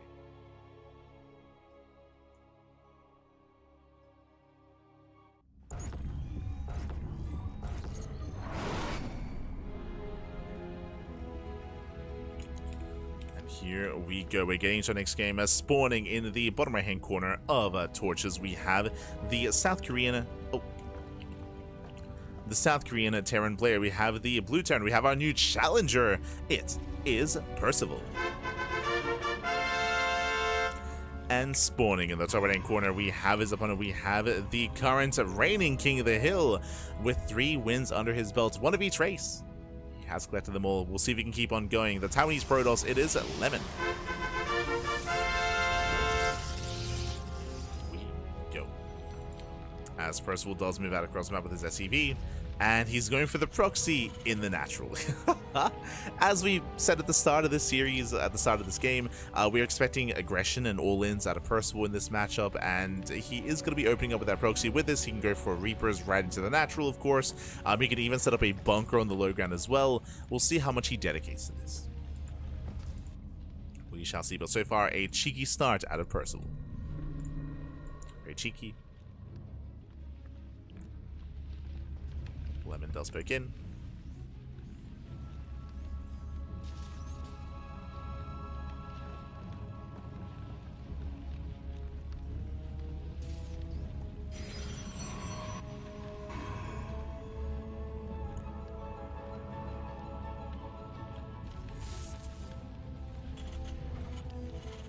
As we do have that eBay block here, and so no bunker, does go for the eBay block. We do have the Reaper on the way, and again, Lemon, he scouts that the Rax is missing, and he's looking for the Rax. Ooh, forced to expand elsewhere. He does not find the proxy. So Lemon, he does take the unnatural natural. Behind this, the factory's on the way. We can go into Hellion production this time to rally across the map. We'll see if we go for the reactor or for the tech lab. There it is, bunker at the natural. Oof. That's going to be a safe location for the Reaper. Reaper breaks in. We'll disrupt mining. And we'll see if we can get a probe kill. Stalker's almost out. Nice control by Lemon. Very nice. He pulls back. He doesn't lose a single probe. Ooh, Reaper takes a lot of hits, but can escape and safely get away and tuck away in the bunker. As the bunker is done, mining is going to be denied.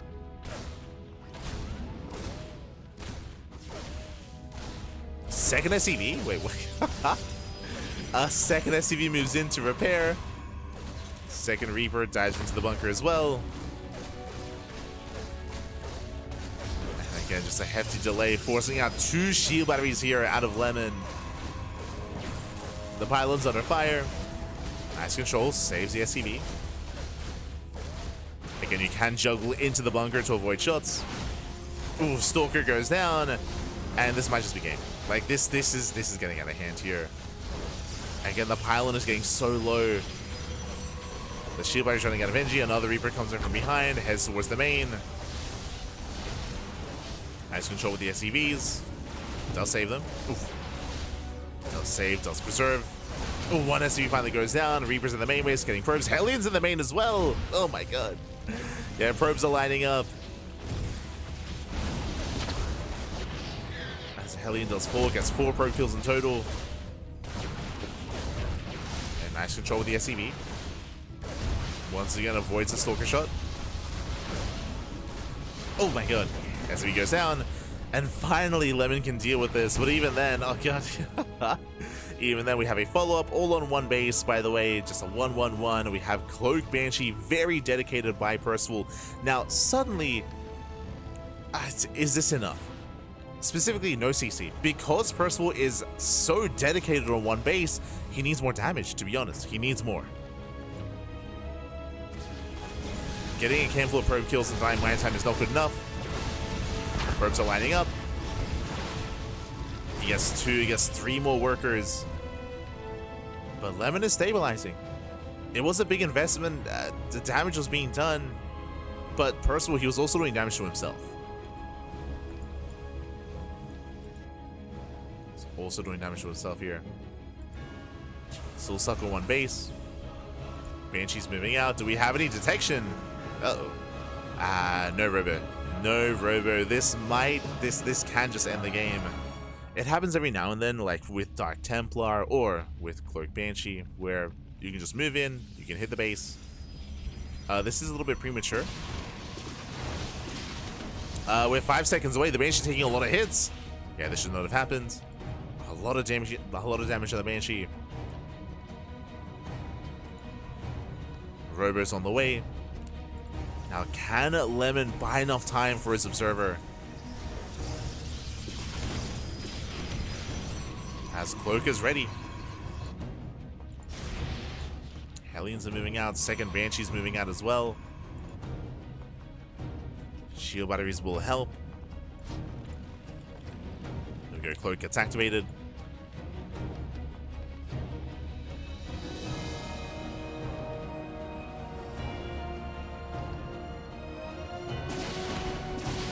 And it looks like the Robo will finish. Observer's on the way, and Lemon, he will not go down here. Oh, but despite that, oh god, seven probes going down. Remember, Banshee, they can still one-shot workers. 9 probe kills. Oof. I mean, again, this was very necessary.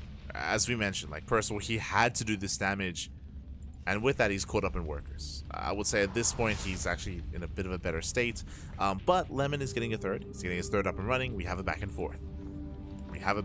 Tanks are amassing. That is a lot of tanks, though. And what's scary is that Percival, he's getting a 4th tank as well. And he's setting up for an all-in. What's important here, no Tech Lab on the Raxes. No stim. This is going to be a vanilla Marine push. We're going to move out with the tanks. We can pull a couple of boys. We have Banshee support as well. But again, there's no follow. There's no stim, no combat shields, no +1, no concussive shell, no nothing. It's just all in. Here we go.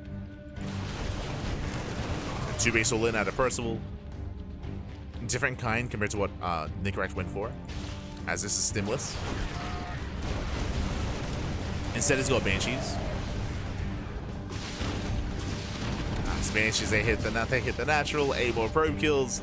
Lemon, he's scrambling for a defense back at home. And he's sustaining just too much damage here. Tanks, they get across the map. Ideally, he had to slow this down. He fails to slow it down. And the all-in is here. And going for the Nexus. More Stalkers going to be falling, and Lemon, he just cannot keep up. Not against this back. And GG gets called. Percival, he will take the game. He will be our new King of the Hill. GG. Whew.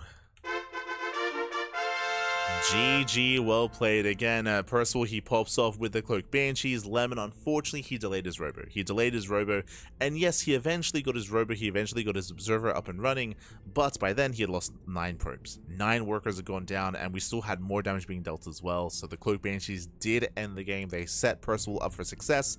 If it wasn't for the Banshees, honestly, I wasn't actually minding Lemon's position. Like retaining his probes, minimizing losses was very impressive against the opener of Percival, but it was the follow-up that caught him off guard, and he did make the decision to delay his robo, to delay that detection. GG, well played. With that, Percival does claim the game, and he is our new King of the Hill. GG.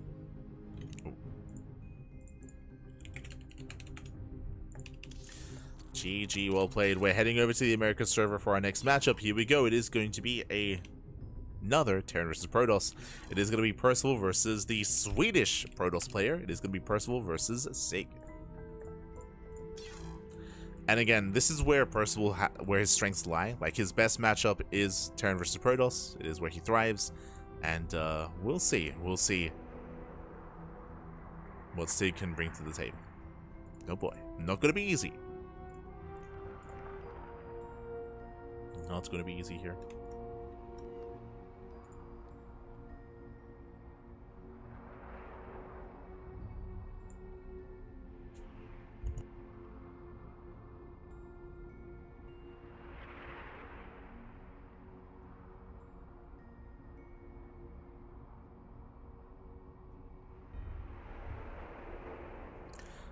As we are now almost 2/3 of the way through the broadcast. This is the 9th best of 1, 9 out of 15. So we're working our way through, of course, working our way through. So far, I believe Lemon has been on the longest win streak.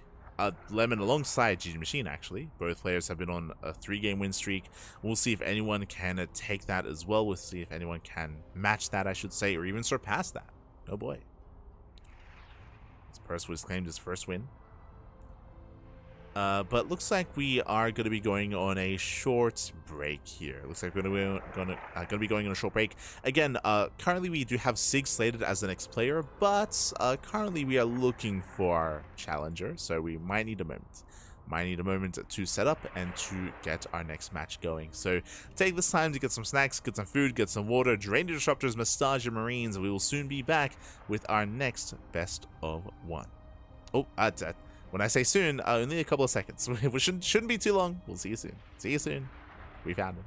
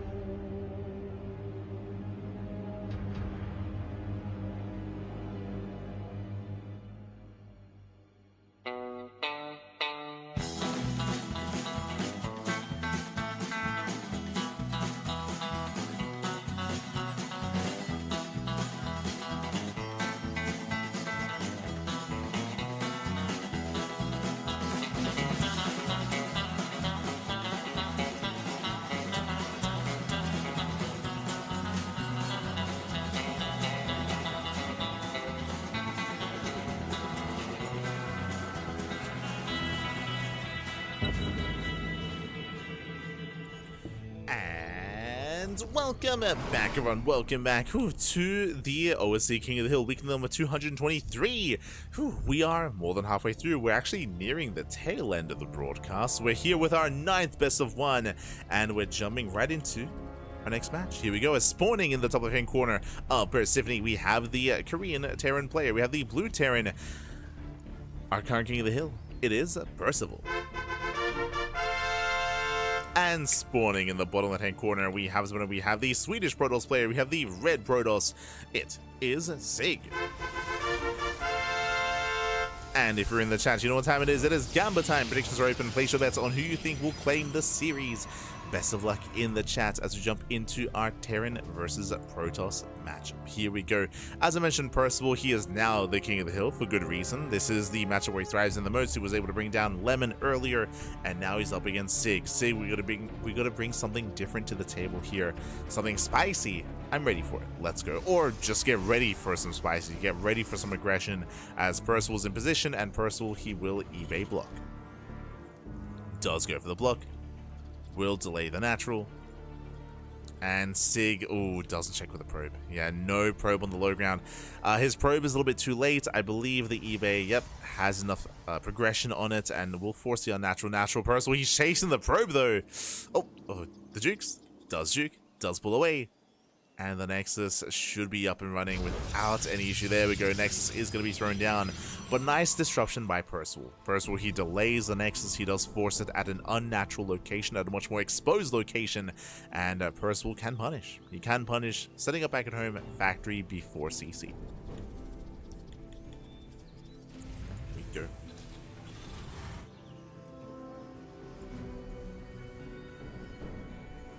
Go.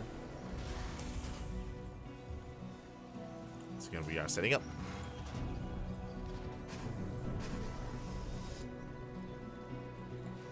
As we are setting up, we can see Percival is scouting for a proxy pylon just in case Sig were to respond with aggression. So it does check for the proxy. CC on the high ground. We can go for the add-on swap into reactor Hellion. What's it going to be? There it is. Does go for the swap. Does go for the Hellion.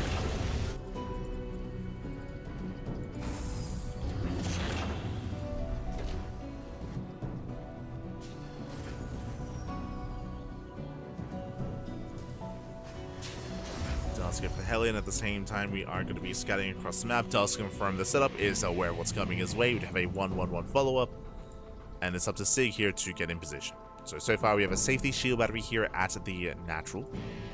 Likewise, sentry on the high ground, can force field if need be. Hellions are moving out. Hallucination does chase the Hellions.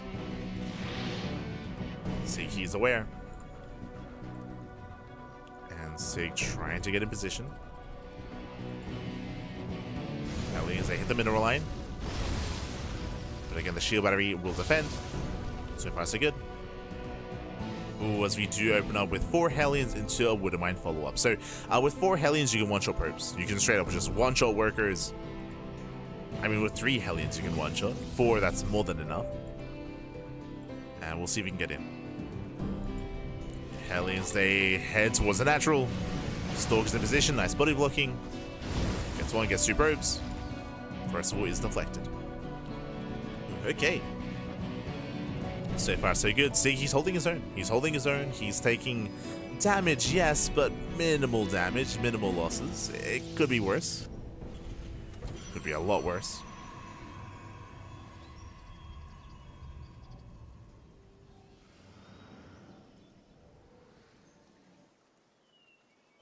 To have Percival moving in with a very dedicated mine drop. That's going to be 4 Hellions and 4 Widow Mines. Widow Mines towards the main. Percival away. And the main base is looking very exposed here. We have 1 sentry. Does go for the reactive warp in. Widow Mines will burrow. Oh no, they're stacking. Oh, it doesn't retarget. Whew, that could have been so much worse. Doesn't retarget, but still 6 probes going down. Another Widow Mine here into the natural. 7 probe kills. 2 Widow Mines, they do escape. Again, that could have been game. That could have been game then and there. But still could have good damage. Hellions, they do not get into the main base. Nice force fields. But that's still 10 probe kills. 10 workers go down. We can go for another mine drop. There's 2 Widow Mines left. Back at home, Percival, he's securing himself. Building up his tanks. Tank production has begun. Bunkers on the way as well. He's getting ready for the counterattack, and here comes that attack. Here comes Siggy.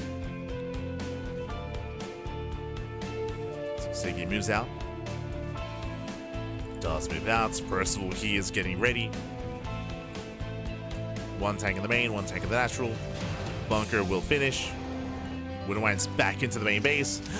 Oh no! Oh, does pull away. And does pull away in time. Who does peel off those probes? That's 2 probe kills. See, doesn't quite go in. Not quite.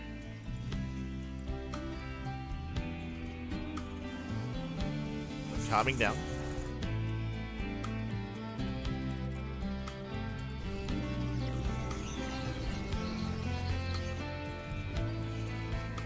Calming things down. Charge has begun. Getting his 3rd base, but so far Percival is looking very comfortable. As you can see here, Percival, he's up in supply here just because of that economic damage. He's dealt so much. And he's just waiting for his upgrades, waiting for stim, combat shields, waiting for the upgrades, then he can move out.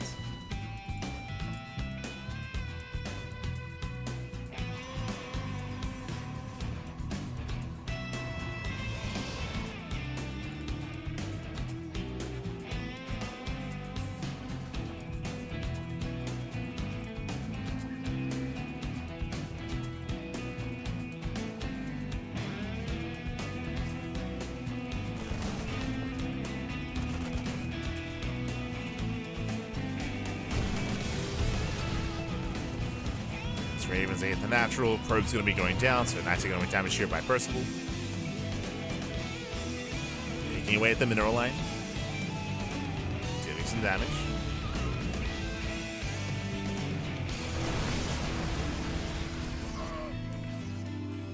And here comes the move. Here comes the push. What does he have? He has 2 tanks, 2 Widow Mines. We have a stim, and combat shields +1 is about to kick in. Behind this is getting a 3rd CC, so he's not all in. He's not even all in, but honestly, if he did pull the boys, I don't see Sig stopping this. Don't see him stopping.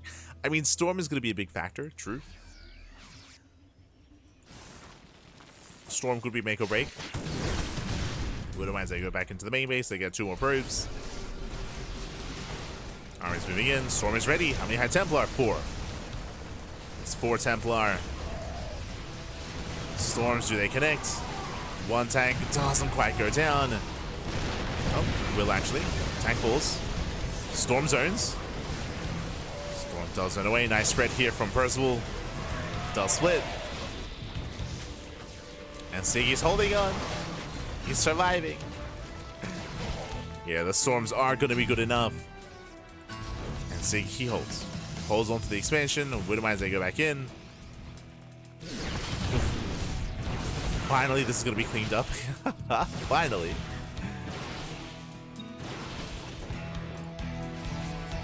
But Percival, he's still in the driver's seat. Even though Sig, he survived, he held on to his expansion, he held on to his army.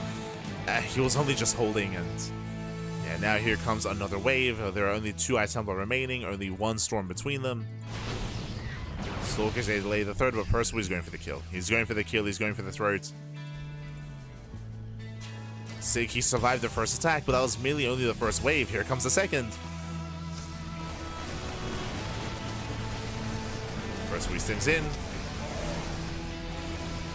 And here comes the Storm. I believe that was the only Storm. Yeah, the only one. The only Storm. Back at home, Percival, he defends. D-powers the Robo. Does he power? Oh, the army's going through Widow Mines. Archon goes down. The defensive storm on top of the ramp, but Percival, he just has too much. Has too much. Gets up the ramp. Depowers the gateways. Does focus on the High Templar. Gets 1. And barely gets 2. Takes down the High Templar. 0 Templar left. 0 Storms. That was the only thing keeping Sig in this game. Reinforced to hit the 3rd base, and everything's on fire. Everything's on fire. Everything's flashing red.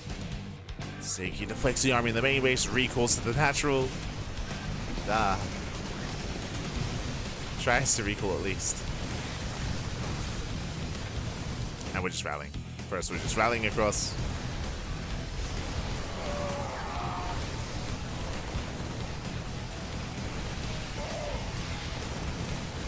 Gets another Stalkers. He gets the Nexus. Nexus gets the expansion, and with that, GG gets called. Percival, he will take down Sig. He will claim another win. GG. GG, well played, Percival. He will claim the win here against Sig. He was treading water, he was holding on, he was surviving, but he was taking so much damage throughout the course of that game. So much economic damage specifically. Losing probe after probe to the Hellions, to the Widowmine drops, to the Reaper harass as well. Like, it was just a really rough start there for Sig, and he stumbled his way into the mid game. He tried to hold his own, but again, the aggression proved to be too much. The harassment proved to be too much. GG. GG, well played. There were some nice storms, true. The storms, they were enough to allow Sig to hold on a little bit longer there, but only for a little bit.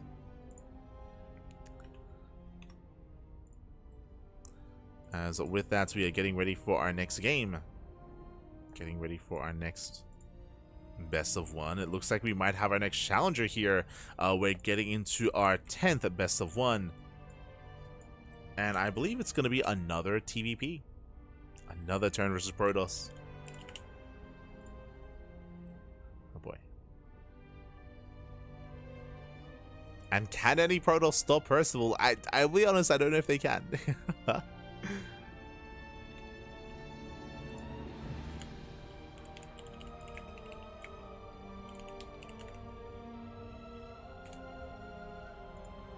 we go. Here we go. We are setting up.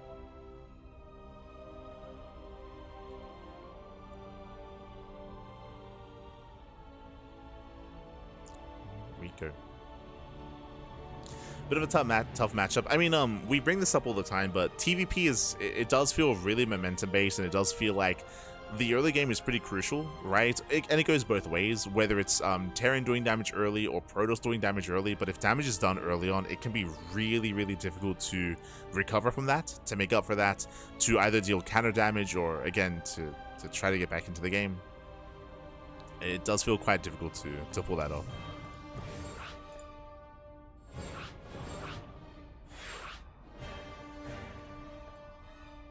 If you take damage early. But here we go. Here we go. We are getting into our next game. We're loading into Tokamak. And we have our next matchup here. It is going to be a Percival versus Cristiano. Now, Cristiano, he is stepping in as a hefty Protoss player. Cristiano, he's been grinding a lot. He's been competing a lot. He's been improving quite heavily over the past year.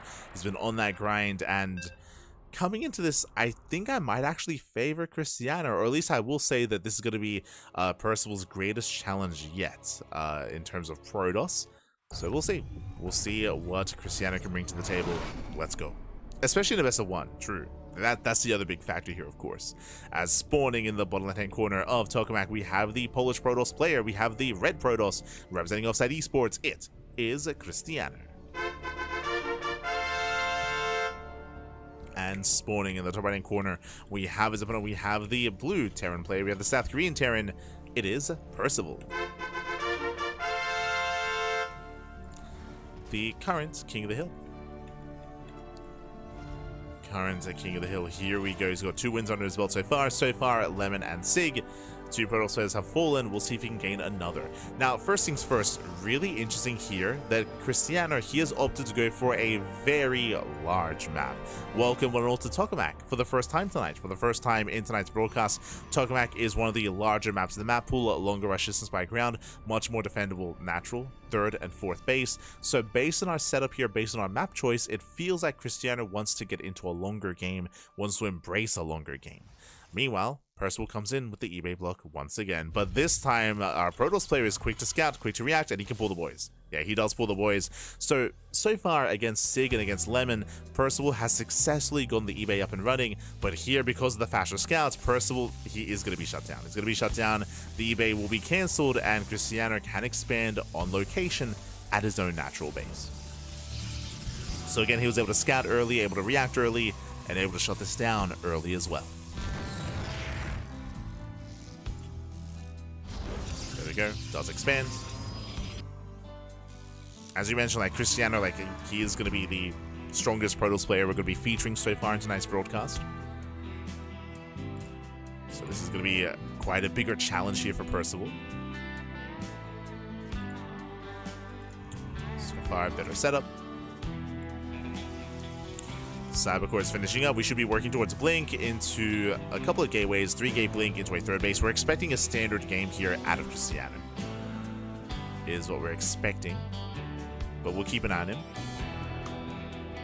As he's scouting for proxies, checking for proxy starports, checking for any shenanigans. We have a CC on the high ground. We did see that Percival did go for the factory before CC.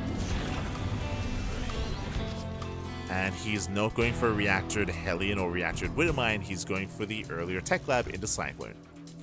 So Marine Cyclone opener out of Percival. With this, he should be safe. Should be safe back at home. And there's our Twilight Council. Again, Twilight Council out of Cristiano into Blink. So far, everything looking normal.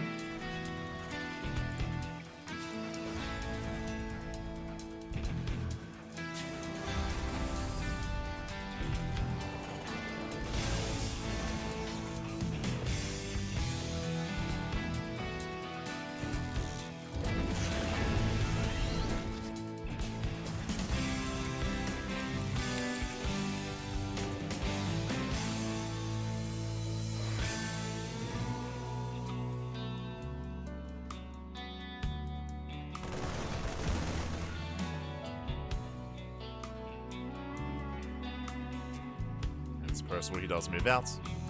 We have a 3-gate setup, so again, 3-gate Blink out of Cristiano, very safe play. Oh, actually, my apologies, 4-gate Blink Stalker, oh my god.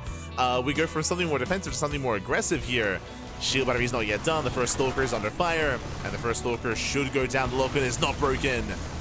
Shield battery is done, but there's only one unit. We need a warp in. The boys are being pulled. Cristiano, he is in danger. He's in danger here. He takes down 2 Marines. There's the NG overcharge. There's the warp in. And Cristiano, he should barely hold on here. Lock on the Adept. We can see Percival just rallying everything he can. He wants to end the game here and now. He wants to end it. And he may just. Another Cyclone Arise with the help of the Cyclone. Takes down the Stalkers. Oof. And Stalkers are going down. We need those warp-ins. Another Stalker falls. These are expensive losses here for Cristiano, losing so many Stalkers. The probes. Probes are falling as well. And Cristiano holds. Cristiano, he holds on, but again, it costs him 3 Stalkers. 3 Stalkers, 2 Adepts, 4 probes as well. But now we're getting ready for the counterattack. Remember, 4-gate Blink. 4-gate Blink Stalker. Cristiano, it's go time. Blink is done. Blink is done, back at home. Now, there's a bit of a give and take here. Percival, getting a second Cyclone was very dedicated. Very dedicated because that 0 tanks. The first tank is on the way. Tank production, oh no, tank production was delayed. Marines getting called out. Nice pick off, getting 1, getting 2 Marines. Yeah, delayed control there, miscontrol. Ooh, as a matter of fact, barely gets away. We had some miscontrol there out of Percival.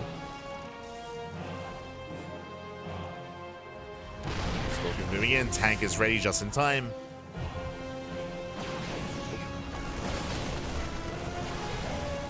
So Cristiano just getting whatever he can. Picks up a Marine. Gets a Marine, pulls away, and Cristiano expands. No Robo. Oh, sorry, there is a Robo, but no Warp Prism, I should emphasize. No Warp Prism, no way to reinforce across the map. Percival does go for his drop. Tank is looking exposed. Medevac goes down. Nice snipe on the Medevac. Very opportunistic here out of Cristiano. Gets a Medevac, forces to drop back home. Very intense. And again, Cristiano is containing Percival, and he's able to freely expand. He's freely expanding. We have Charge on the way behind us as well. Charge, Forge, +1. Going for a gateway-centric composition into delayed splash damage. Eventually, he'll work into Storm or Colossus. Eventually. For now, Stalker Zealot.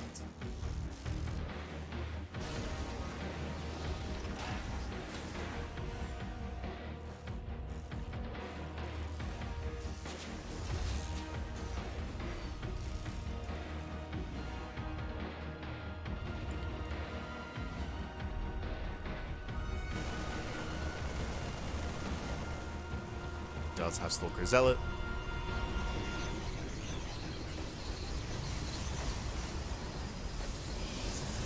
Coming in.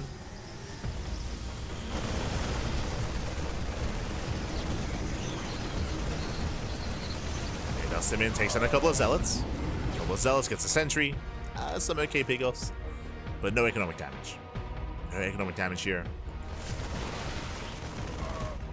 Percival, he's committing. I didn't quite notice here. He does pull the boys. 2 base all in out of Percival. Yeah, I didn't notice here. It's 2 extra Raxes, no upgrades. Sorry, no add-ons. No add-ons. So 2 base all in. It's all or nothing. Either he kills Cristiano or he dies trying. Cristiano, he's at least aware. But without splash damage, it's going to be a tough hold. There are so many SCVs. Yeah, there are just so many SCVs to work through. These Stalkers, they got a lot to get done. Then we got 5 workers. There are still so many more SCVs to get through. Tanks are getting within range of the 3rd. And Cristiano, he cannot save this. He's going for the base trade. It's the best chance. It's the best option here. Cristiano, he cannot engage the main army. Gets across the map. Does catch some reinforcements. There's the recall back home. And we're getting ready for the surround. Oh no! We're getting ready for the surround. Cristiano needs to be so careful. That's going to be a massive volley going up. Oh no, the Stalkers! He move commands in. Yeah, miscontrol by Cristiano. Ay, ay, ay. And Percival, looks like he may have just done it. Zealots take him in from behind. They get on top of the tanks. But what about the mass marine? As there are so many marines. Zealots are doing what they can. They trade. SCVs are going down. Okay. Cristiano's holding. He cleaned up all the SCVs. He cleaned up all the tanks. But he lost all the Stalkers. Imagine if he didn't throw away those 5-6 Stalkers. This could have been a hold. I mean, it still could be.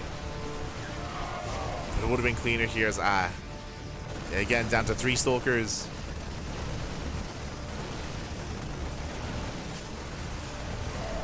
Down to 3 Stalkers. Rover goes down.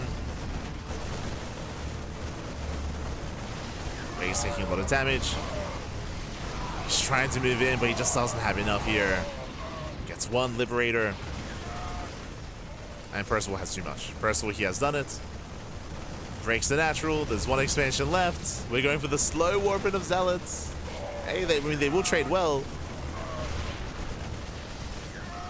They trade well, but GG gets called. And Percival, he will take down Cristiano. He will still be our King of the Hill. GG. Whew. GG, well played. Percival, he will take it. Again, Percival, this is the matchup where he can thrive in the most, and he does take down Cristiano, but this was a much closer game. Much closer here. Very close, very intense in the end. Percival did barely bring down Cristiano. We saw that there was a chance there if Cristiano, if he was able to preserve some of his Stalkers, able to be a little bit more efficient, he could have taken the fight. He could have kept up with Percival. Very close, very clutch, but GG. GG, well played. Percival, he does pull it off in the end, and now we're getting ready for our next matchup. Let's go. Let us go. Oh, as we are heading over to... We're heading over to the Korean server as the TVPs continue. Up next, we have another Terran versus Protoss matchup. As you can see here, it is going to be Percival versus Creator. The Protoss players, they get stronger and stronger here. As I mentioned before, Cristiano, he was the greatest challenge yet that Percival had to face off against. It was very close, very intense. Percival did take it, but now he's up against another big Protoss player. A bigger Protoss up against Creator. Let's go. Let us go.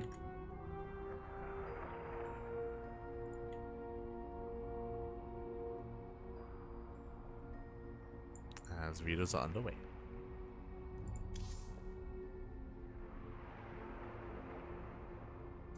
Likewise, we are now 2/3 of the way through the broadcast. We're 2/3 of the way through. Getting there.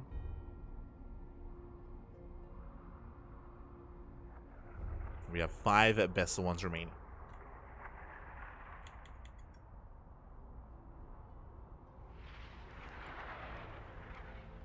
Got 5 left.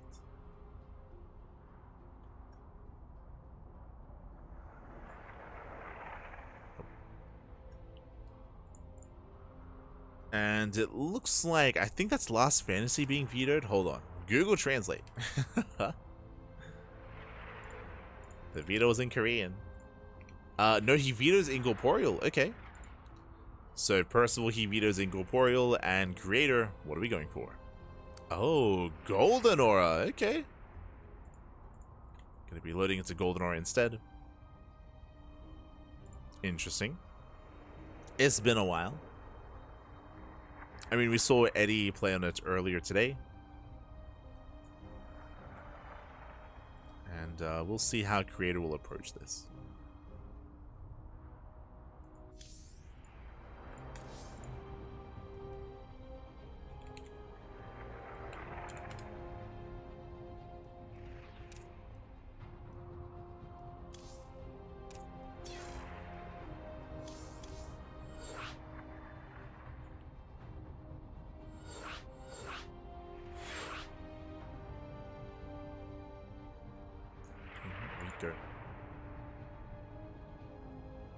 So we have our map, we have Golden Aura again. Golden Aura, it's been a while since it's been in the map pool and the map rotation. It's been a year, maybe? A year? I think it was maybe in the rotation early 2024.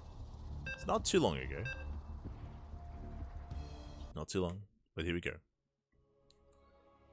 Here we go. Again, it has its own quirks, has its own, I guess, flair. It is one of the larger maps in the map pool, and we've seen a lot of longer games on this map as well. And here we go, spawning in the bottom right hand corner of Golden Aura, we have the current King of the Hill with 3 wins under his belt, all TVPs, by the way. South Green Terran, it is a Percival. Moving out with the SCV. And spawning in the top left hand corner, we have our new challenger, we have our new would-be usurper. We have the South Green Protoss, the Red Protoss, it is a Creator. Again, Percival, he has been proving his mettle in this matchup the entire broadcast. Can he take down another Protoss? As I mentioned before, this is Percival's best matchup, for sure. It is the strongest matchup. In saying that, though, Creator, he is a level above. And Percival, he has to bring his A game here to bring down Creator. We'll see if he can, as he opens up with a proxy Rax behind the mineral line. We saw this against Lemon on Torches, if you recall, as well. So setting up for the Proxy Reaper, ideally we'll eBay block and set up a bunker at the expansion location. Creator moves out with his probe scouts. He will confirm that the Rax is missing. He checks, does confirm early on. He will scout and look to delay the Rax. Okay, so Creator, he is aware of Percival, of his play, does pull some extra boys because he has to kill that SCV. Has to make it worth it. Oh! Yeah, the SCV is under fire. The SCV does take some hits, and it looks like the SCV is barely gonna go down. He denies the Rax. GG gets called, and Creator, just like that, he ends the win streak, and Creator is our new King of the Hill. GG. GG, well played. Best of 1, of course. And again, Creator, he is wise to the shenanigans of Percival. He finds the Rax, he shuts it down, does commit a little bit harder to pull in the boys. There was a lot of probes being pulled, but he does focus on that SCV. And with that, GG. GG, well played. Whew, Creator, he will be our new King of the Hill. And because of that, no one has gotten more than 3 wins. GgMaChine, Percival, Lemon, they've all capped out at 3 wins and no more than that. Oh boy. Here we go. We'll see. We'll see if Creator can be the first to change that. We'll see if he can be the first.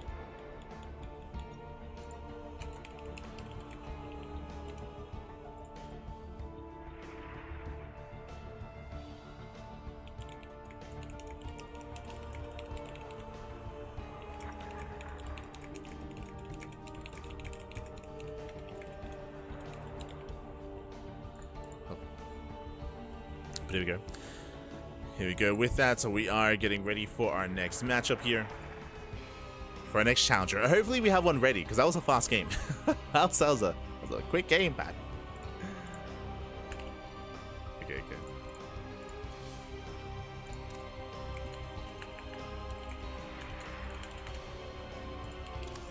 Here we go. We're heading over to the Americas server. We have our next opponent here. It is going to be a Protoss versus Protoss matchup. A PvP between a Creator and his new opponent, Shameless. Let's go. Let us go. Shameless, of course, he is the young up-and-comer. He has been achieving a lot and has improved so much over the past 2 years. Has improved so much. And we'll see how he compares. See how he compares.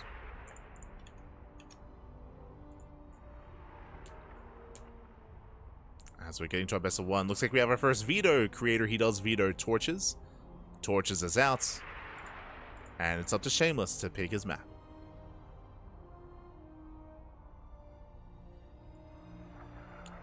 Here we go. Oh, interesting. We're going to be loading into Maganatha.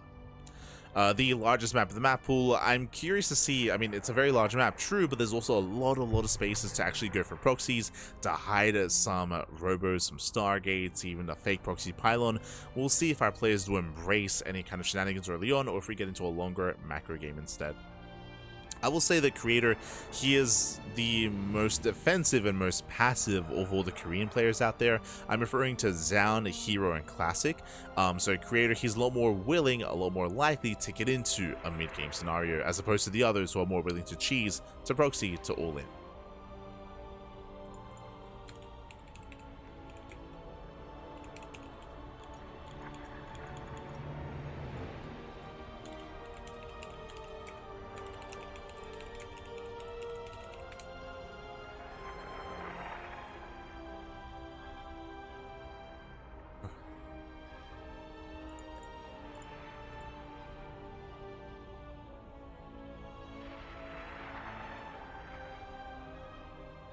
Here we go.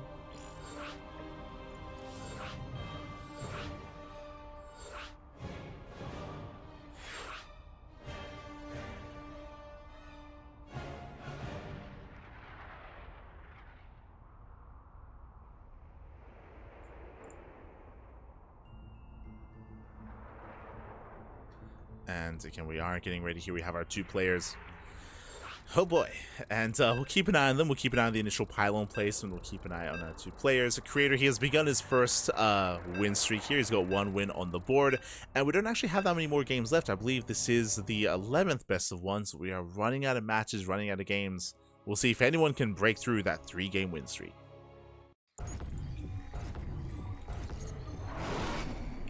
At spawning in the bottom right-hand corner, we have our current King of the Hill. We have the South Green Protoss player. We have the Red Protoss. It is a Creator. With a very fast win over Percival, and spawning in the top left-hand corner, we have the Blue Protoss player representing Team Little Fairy. It is Shameless. Here we go. As I think, is this our first mirror matchup? I believe so. Yeah. Let's go. Our first, no, sorry, our second PvP. Second PvP of the night. I did forget about Lemon versus Nemesis, and I guess Eddie versus Bob Lemoche as well. True.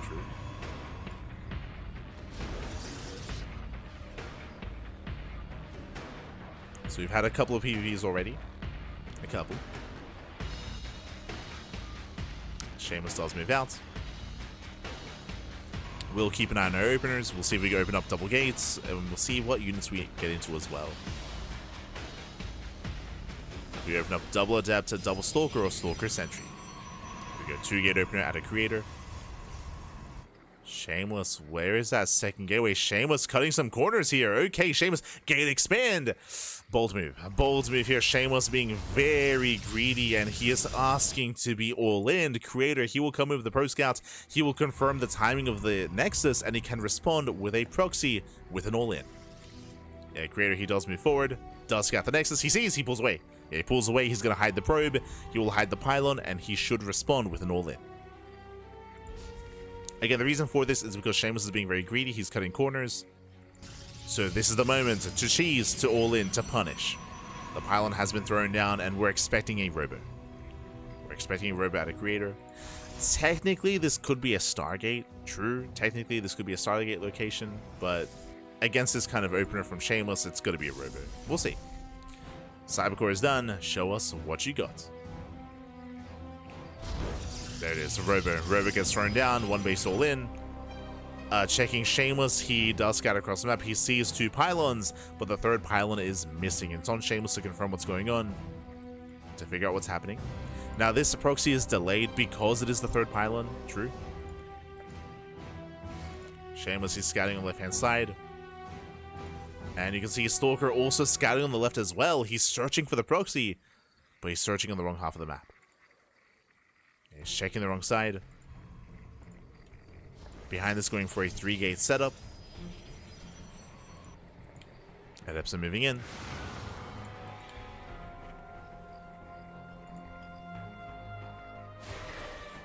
Two Adepts, remember, they can one-shot probes.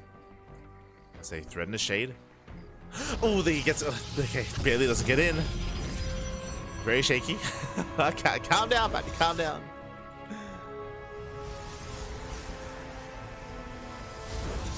So Adepts, they do threaten the shade. Gateways are finishing up. Immortals are on the way. Here comes Creator. Moving out with everything he has.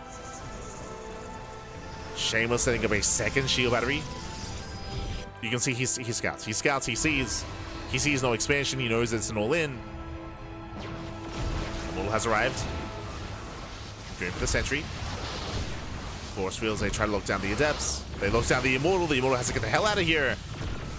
And the Immortal will get away. Whew. Does pull out. Does pull out. The Immortal taking a lot of hits, a lot of damage. The Immortal, oh my god, barely saved. Saves the Immortal. Very clutch control there out of Creator. Very clutch.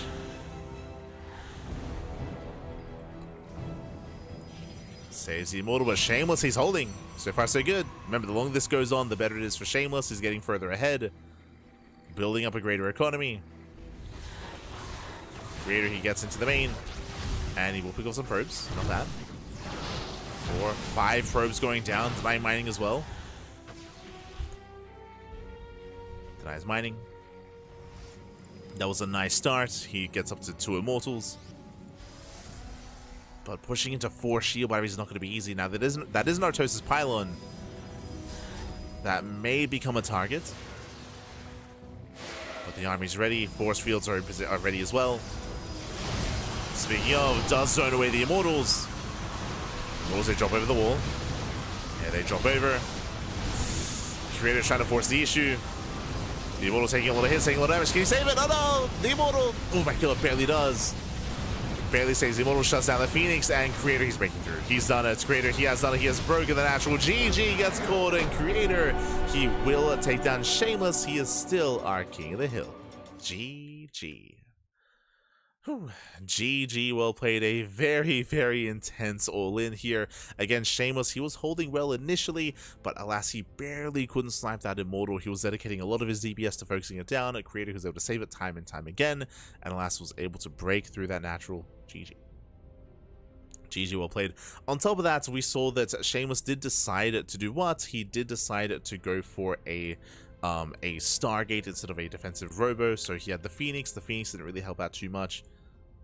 And with that, GG. GG, well played.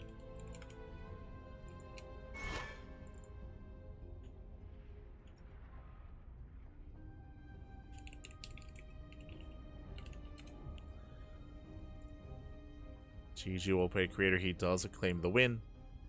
And now we're getting ready for our next best of 1. Momento.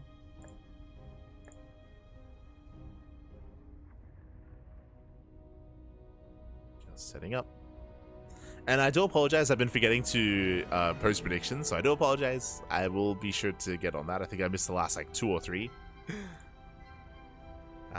They've been intense games, man. Intense. But I'll be on it for the next one. As I think we have a new challenger here. We have a new challenger. It is going to be our Polish Protoss player. Is going to be Gerald.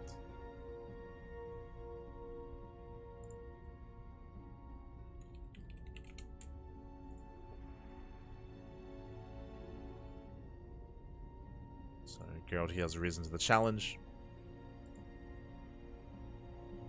Our 13th best of 1.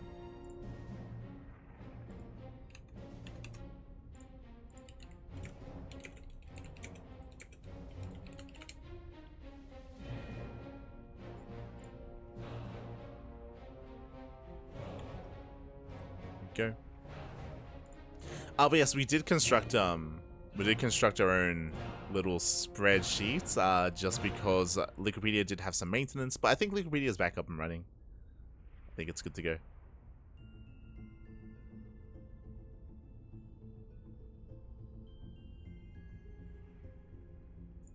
We are good to go.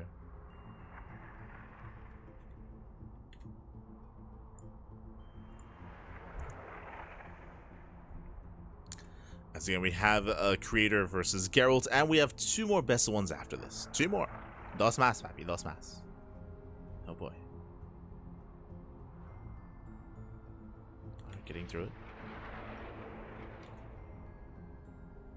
Would be nice if we had another Zerg player. We've had 1 Zerg player so far. We had GgMaChine.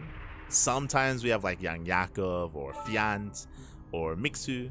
Or sometimes Cham. I know Cham, he had a brief stint as well. Este chamaco.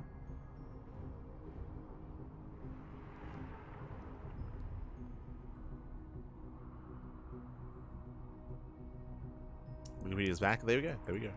Wikipedia is back. Oh, as our next map is going to be Persephone. Okay. Reloading into Persephone.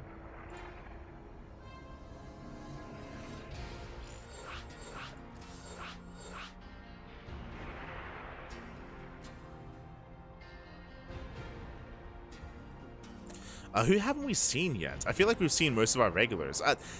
God, I wonder if Eddie's gonna do it again. Eddie, he's known for doing what? For saving Bjorn till last. So often in OSC King of the Hill.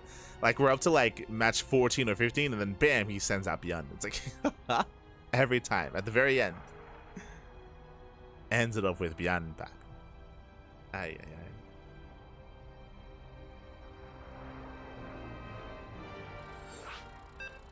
So we're expecting Bjorn at the very end of the for that 15th series.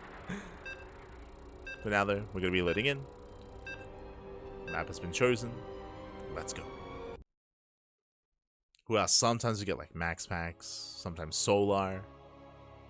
Nightmare, true. We haven't seen Nightmare yet. But here we go.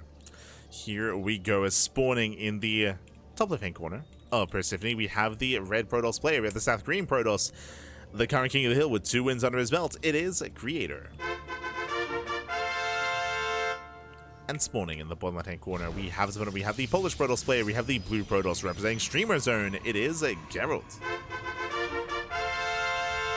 And if you're in the chat, you know what time it is. It is Gamba time. Predictions are now open. Place your bets on who you think will claim the series. Best of luck in the chat, as finally we have some predictions going. And do apologize for missing out on some of the previous matches. I missed predictions for the last 3 best of ones. We got him going. Let's go. Now, Gerald, I do think is going to be a really nice challenge for Creator. Gerald, he can definitely punch up. He definitely is one of the best players, Protoss players in all of Europe, for sure. He's up there. So if anyone can bring down Creator, I feel like Gerald is one of them. But now 2 gate open. 2 gate open out of Creator, 2 gate open out of Gerald. So far, so good. This time, no one is going to be rushing to a faster expansion. Remember, as a reminder, last game, Shameless went for a gate expand. That's what triggered, that's what prompted Creator to respond with a 1 base all-in. Here, there is no prompt. Here, there is no one being too greedy. No one is cutting corners. So we're expecting a standard start.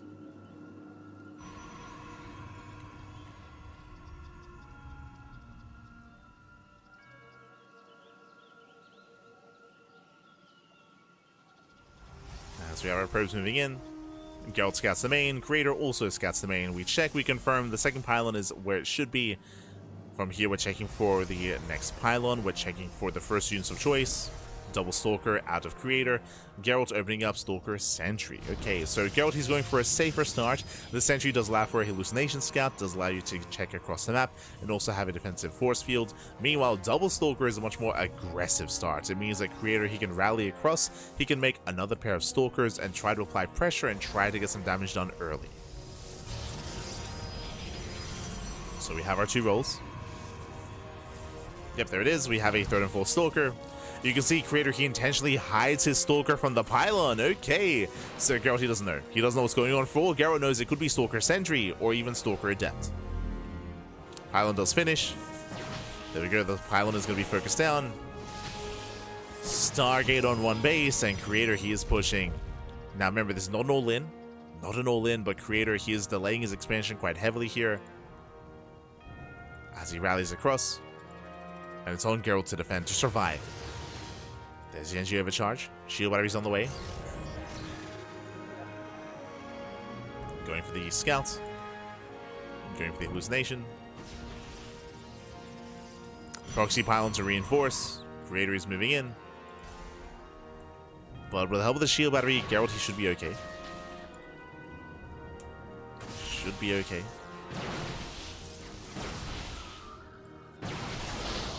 Oh. Nice. Force fields locks down one of the Stalkers. Very nice. One Stalker goes down. Ideally, want to take out to 2. That's 1. The other is very low. Shield battery taking a lot of hits, going for another warp in. The Oracle is on the way. Ooh, and we did take up into a Twilight Council. We're losing too much. We're losing far too much here. Stalkers are going down. We need those. Yeah, we need the Stalkers. He doesn't have any Stalkers. Warp gate is not done. GG gets called, and Creator, he overwhelms. He overwhelms Geralt, and he will claim the game and knock him out. GG. GG, well played. Ay, ay, ay. Again, Geralt, he was going for a Twilight Council, not a Robo or Stargate. Likewise, his own Warp Gate was delayed, it looks like, because of his earlier tech of choice. So a greedy response out of Geralt. With that, he had nothing to defend, or I should say, he had no warp-ins available. He couldn't warp in. He could not reinforce. GG. GG, well played. With that, Creator, he does overwhelm. He didn't even get to make use of his Oracle. Remember, he went for the Oracle as well. He went for the Stargate. Didn't even get to make use of it. Did overwhelm. GG. GG. Gerald just being a little bit too greedy, assuming that Creator was being a little bit more macro, a little bit more economic. And with that, we're getting into our next game. We're getting into our 14th best of 1. Oh boy. 2 left. 2 left. Who do we see? Who do we see lurking around? Who do I notice here? Is it Pian time?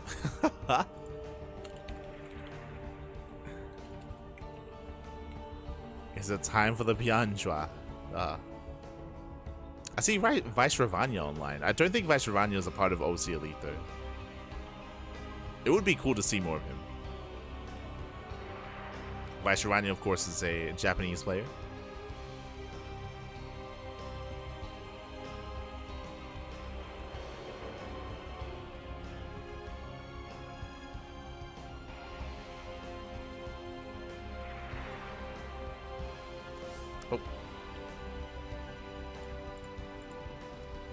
And we might go on a short break.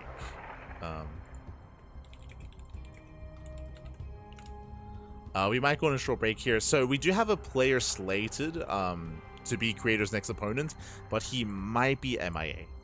He might be missing in action, so we may have to look for another challenger instead.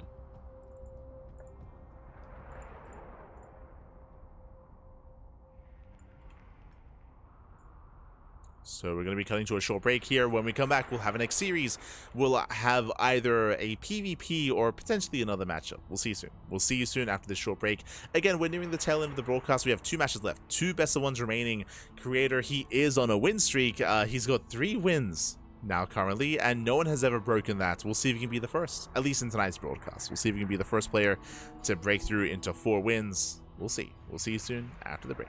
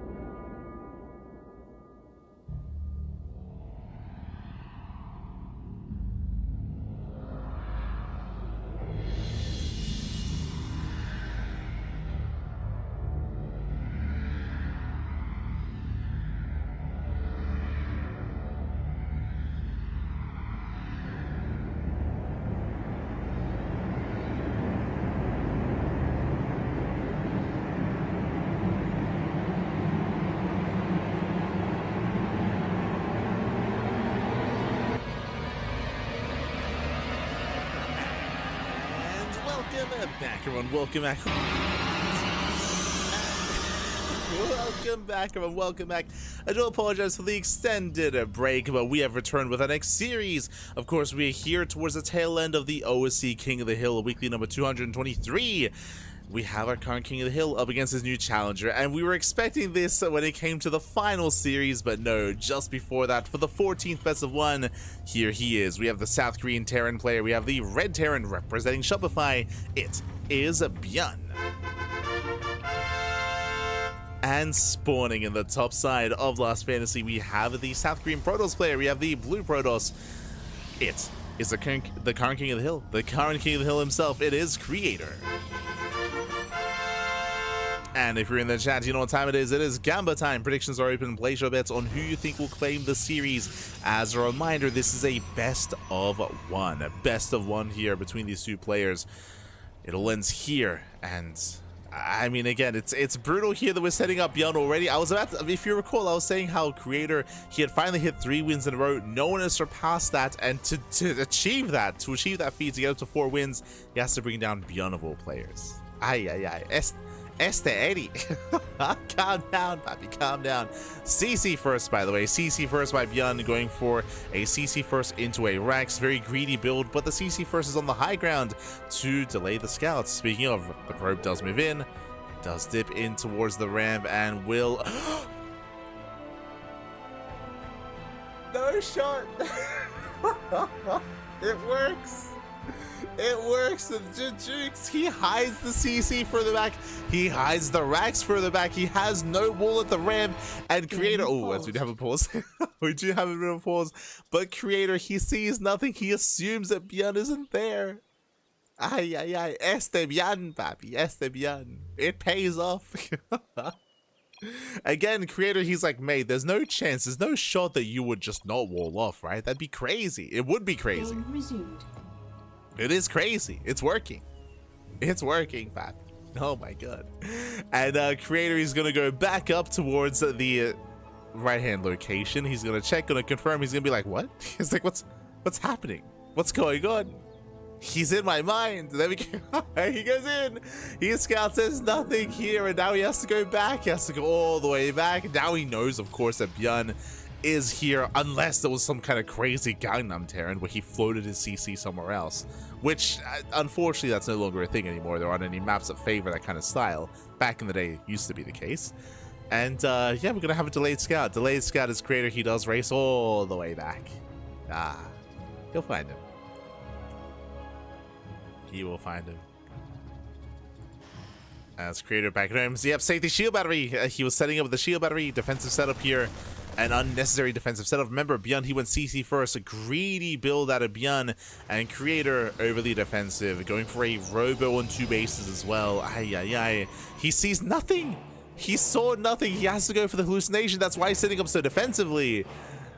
Again, Creator just playing in the dark. And Byun is getting away with it. He's getting away with it. There we go. We get a full scout. He confirms the 1-1-1. Confirms the CC on the high ground.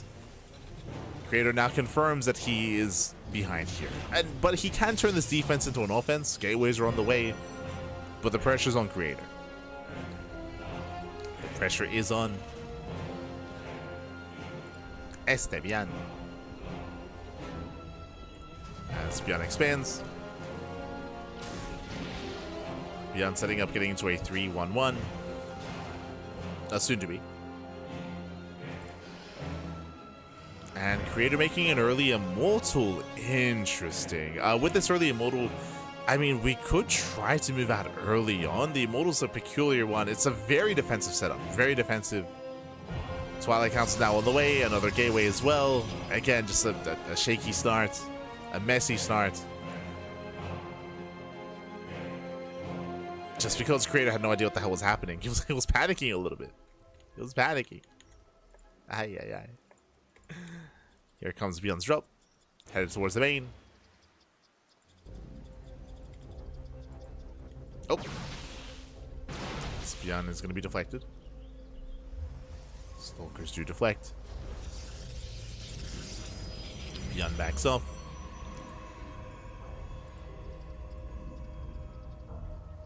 Creator does expand, does claim his third.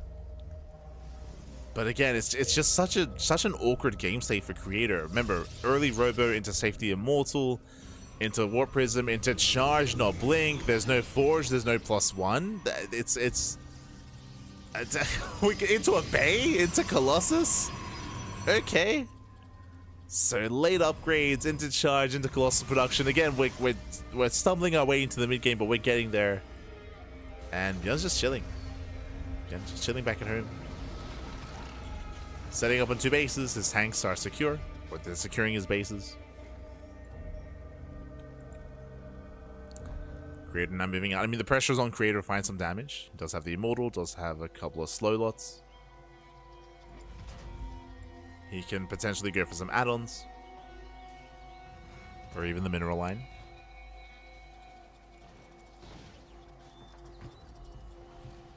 As he is looking for a way in. Does get to the main.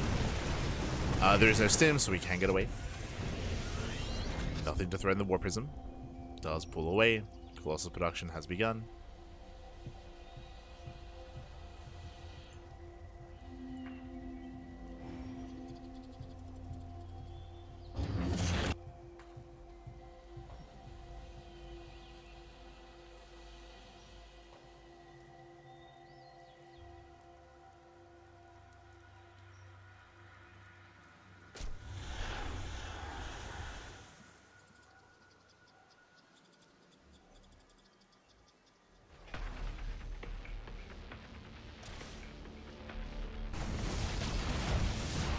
Beyond does perk in. Creator likewise. He's trying to get into Blink. Blink is eventually on the way. +1 as well. So far, it's been a pretty passive game here out of Beyond, which is what he's known for. Like, again, he's known for going a little bit more macro-oriented. 3rd CC on location, for example. Beyond is known for thriving in the mid game.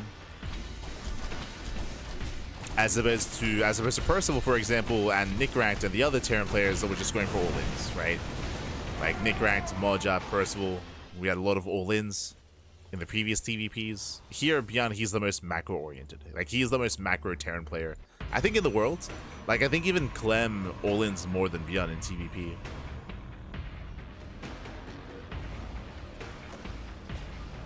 Specifically in this matchup.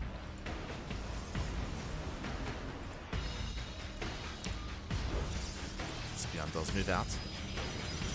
He does slip into the mineral line. At least he tries to. I get spotted.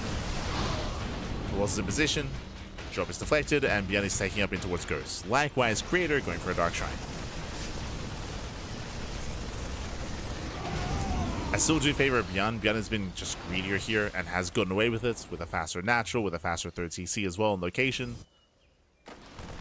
So just a better economy for Beyond that's reflected in the supplies.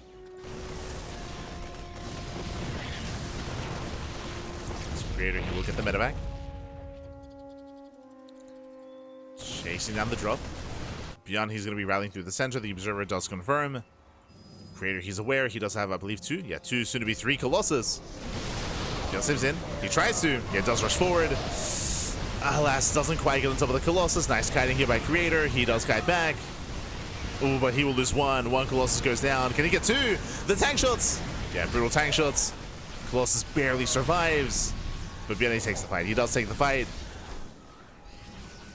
Again, the Colossus down to how many HP? Down to 4 HP. 1 more shot. So close. So close to going down. And Creator, he's hurting. Creator, he's hurting. He does counterattack. He has to. Hoping to catch any stragglers. He doesn't quite find any, though.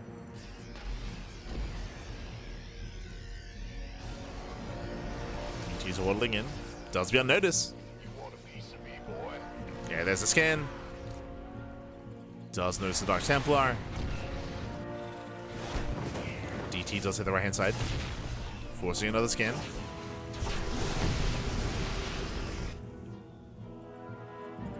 Not bad hit by Creator. But again, Beyond still has momentum. He still has a stronger start. And Creator, he is still struggling here. Building back up to 3 Colossus. No Storm yet. No Disruptors either. Creator, he needs more time.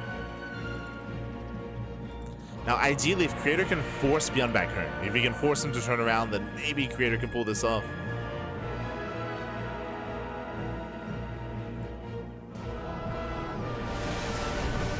As the first tank goes down, nice pick up, he gets when he gets two. And both tanks, they should be falling. I say that one tank barely gets saved.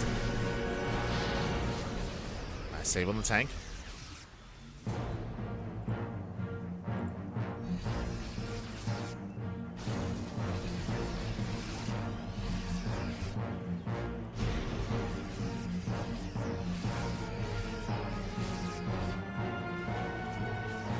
Nice save.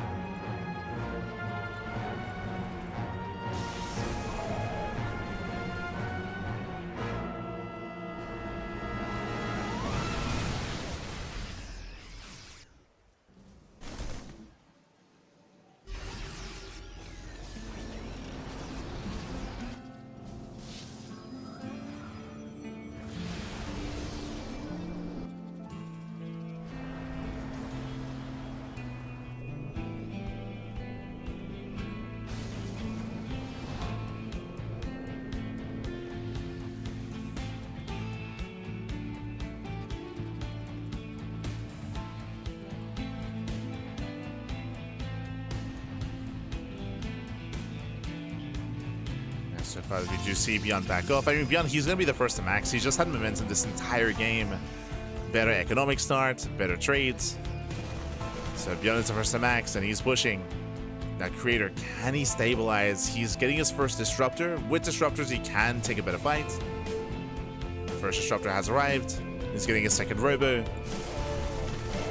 It's still going to be difficult for Creator, but he's getting there.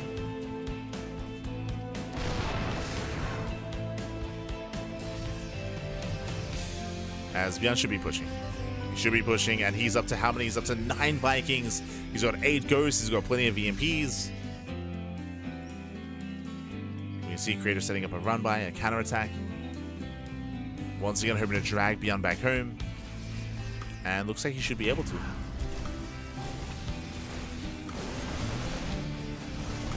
Beyond is in position. Will defend.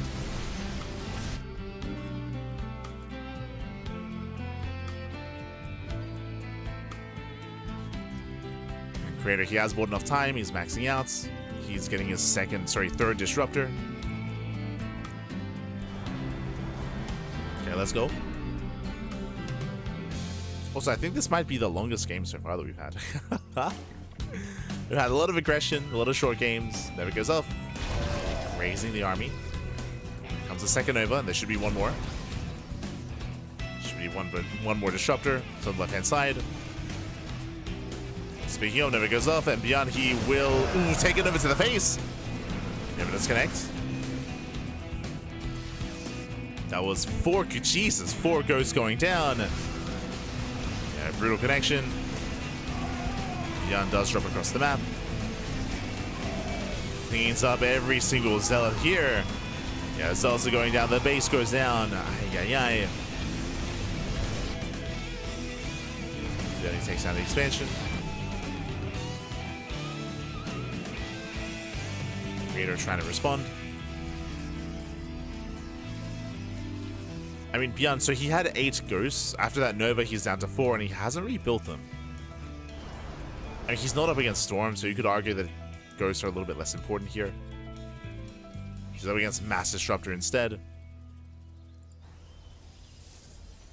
Again, both armies are maxing.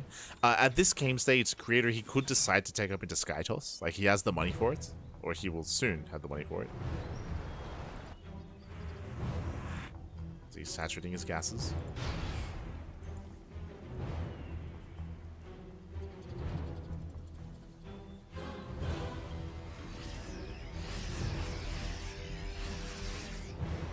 But now the Creator is just focusing on his ground army. He doesn't have a gas bank. Does EMP the Nexus? Beyond is waiting for 3-3. He's got a pylon, gets 8 probes, EMP on the Archon.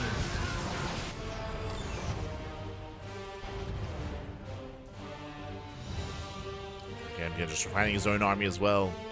Liberator Range is on the way, getting ready for Mass Lib. Lib Ghost is going to be the ideal kind of endgame composition for Byan. Getting into Mass Liberator.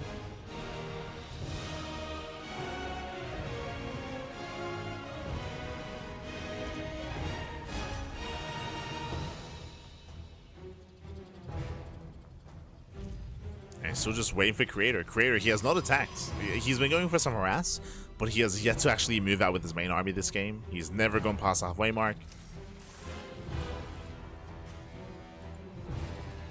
Creator's just been stuck defending. Army gets revealed. Oh, the mine shot! Oh, one mine connects, so does the other. And with that, yeah, the army gets shut down.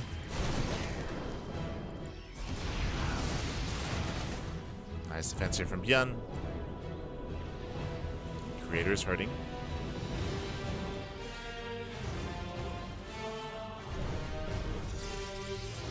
See, Byan, he has 3-3. Now he's just waiting for his Liberators.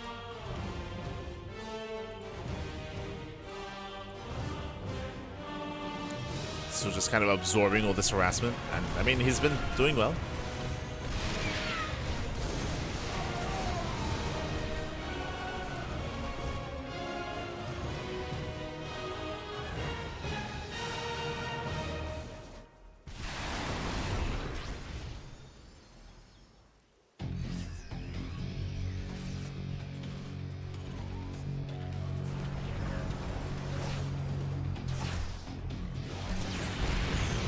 Ooh, that's a kill on the CC. Bit of friendly fire.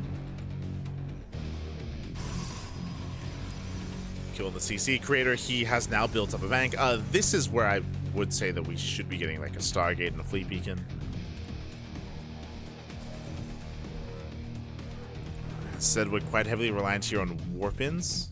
If we're not going for a Fleet Beacon, do we have a third Robo? No. So we would otherwise need a third Robo to replace the Robo army after a fight. Like we need one or the other. Likewise, is on 18 gateways. Getting up to 20. Solid gateway count. Shield is getting caught. Going for the Nexus, and Byan, he will lose this army at the same time coming in from behind. Ooh, Disruptors are getting caught out. Yeah, Disruptors are falling. But Byan, he does plummet in supply. It bled out a lot of bio. Getting both Colossus. Colossus do fall. Byan pulls away. Does pull back. Oh, and Byan, he actually doesn't have much of a mineral bank here. Byan is in trouble. He lost too much. And again, that was an expensive army he just lost. 14 SCVs going down. DT's just going ham. And Creator is going in. He's now finally pushing in. He has an army. He has a bank. Again, this game, like, it's been so passive from both players until this moment. With Byan slipping up, and Creator is going for the kill. He's going for it. Can he break Byan?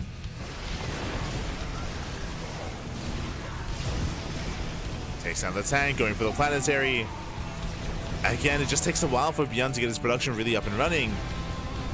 To replace what he lost, he just doesn't have the minerals.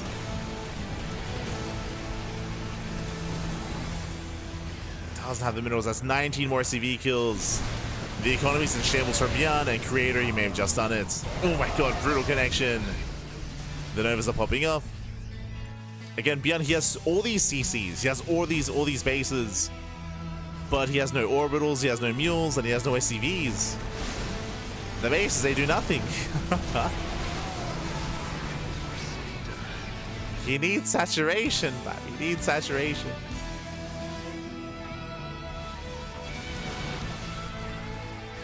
As Byan is broke.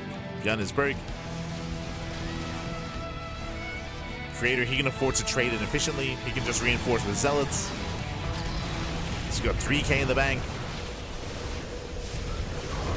Gets a CC, takes down the final ghosts. Those are the last two ghosts here. 0 ghosts left. Getting on top of the starports.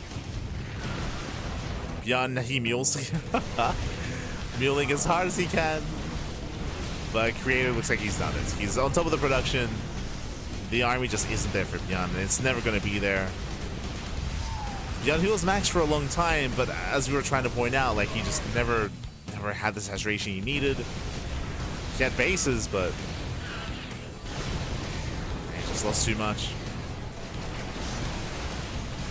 With that Greater diving in. Cleans up all the Liberators. Beyond, he cannot engage. And again, this was Beyond's game. Like, Beyond, he had a stronger start. He had a much stronger start. He had momentum. We spoke about it. Beyond was the first to max. But Beyond never pushed. He never pushed. He was very passive. Both players were. I mean, there was more reason for Creator to be passive, to be fair, to be more defensive. And GG gets called. Creator, he does snowball out of control. He takes down Beyond, and Creator, the first player tonight to get a 4th win. GG. GG, well played, Creator. He does claim the win, and again, he does get his fourth win in a row. Again, Beyond, he had a much stronger start. He was picking off Colossus, he was picking off bases, picking off workers. He had a much stronger start. He was the first to max out as well, but Creator, he was able to buy time. He was going for a lot of Zealot run buys and DT counterattacks. They weren't really getting much damage done, but they were keeping Beyond busy. We're keeping him busy while Creator slowly expanded, slowly built up to disruptors, and slowly built up a bank. Did build up, did overwhelm. GG, well played. With that, we have one series left. We have one series left here for tonight's broadcast. One more match to go. Who's up next? Who is the final challenger here? I do know that we were waiting for Art earlier, so we could have a PvP if Art is still available. Otherwise, we might have another opponent. Let's find out. Let us find out.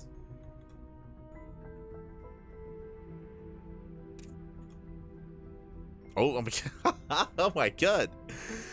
It is going to be a PvP, but a very different Protoss versus Protoss matchup. Let's go, as we have a final series here.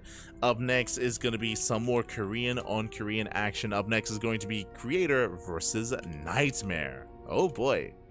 Nightmare, I believe he was just competing in Wardy's tournaments, but he might be done with the Wardy events. That might be over.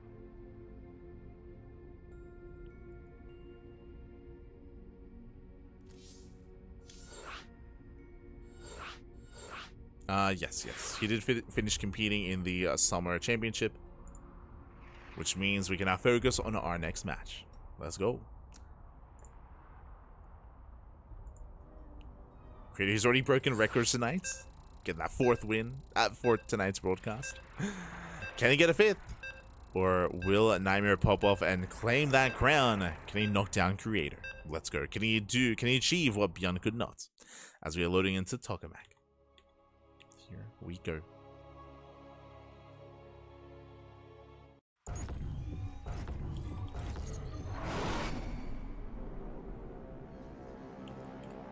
As spawning in the top right hand corner of Tokamak, we have the blue Protoss player. We have the blue Protoss himself. We have the South Korean Protoss, our new challenger, representing Streamer Zone. It is Nightmare. And spawning in the bottom left hand corner, we have the South Korean Protoss player. We have the red Protoss leading. Oh, he's our current king of the hill with 4 wins under his belt. It is Creator. And if you're in the chat, predictions are open. Predictions are open. Place your bets on who you think will claim the series, who you think will be our final king of the hill. Who's going to be invited next week to be the starting player? It'll be one of our two. It'll be either Creator or Nightmare. Who's it going to be? Probes are being sent out. Eyes are on Nightmare.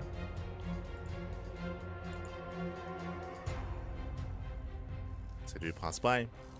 So far, it looks like standard openers here. I mean, we are on Tokamak, so we might decide to go for a more economic start instead. We go 2-gate opener out of Creator, 2-gate opener out of Nightmare. 2-gate openers all around.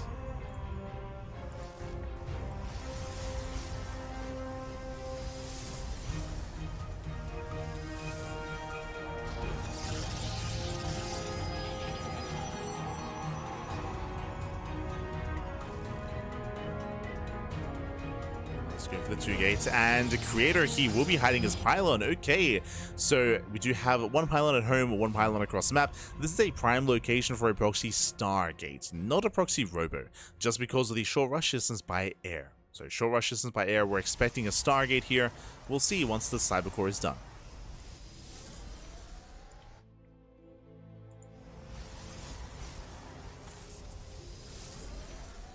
As we have, yep, Stalker Zealots. I believe the plan is to cancel the Zealot. And there it is. Stargate is on the way. Does open up with the Stargate.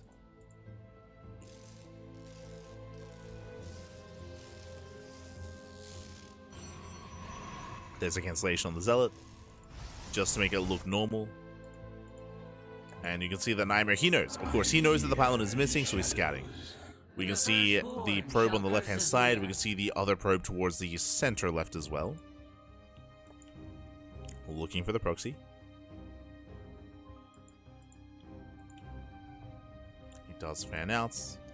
And he is rallied, and it looks like based on the rally, he will find the Stargate. He will be aware. Ooh, going for a Stargate opener himself. Interesting, which means he could open up Phoenix. Once he realizes.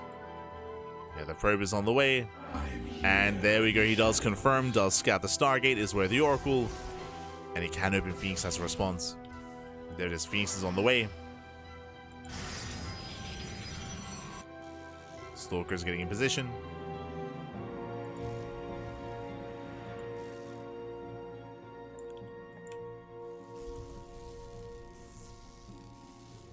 And this Oracle shouldn't get much done. It might not even be able to recall. Yeah, it's too late. Does go for the recall. One more shot. Oh my god, barely gets away on 6 HP. Barely gets away, barely recalls home. Does hold on to the Oracle. We don't have a second Oracle on the way, just the one. Just the one for Creator.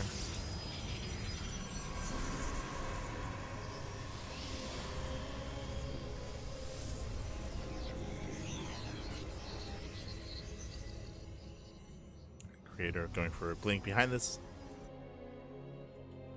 So is Nightmare. Bearing in mind that Nightmare, he delayed his expansion. Went for a delayed Nexus. He built up on 2 gateways into that Stargate.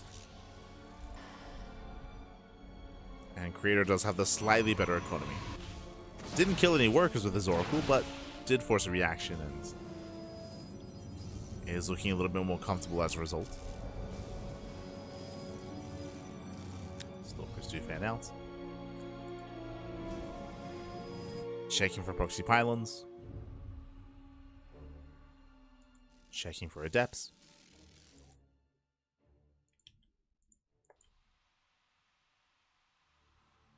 The Creator just ensuring he's okay. Oh, and he can actually defend this location. Nightmare going for the pylon, but alas, Creator, he's up in Stalkers here. Yeah, 6 versus 4. Gets 1 Stalker already, saves the pylon. Brutal shots, gets 2 Stalkers. Rough start for Nightmare. Taking a lot of hits, a lot of damage in a mirror matchup. That is too much. Might just be too much. We can see Nightmare trying to set up a proxy location. He's going for a 3rd gateway back at home, and this could be a proxy 4th gateway into a 2-base all-in. He gets found. No shot, he gets found out. Oh my god, does force a cancel. And Creator, he gets away with his expansion. He's claiming a 3rd base. Creator is getting further ahead.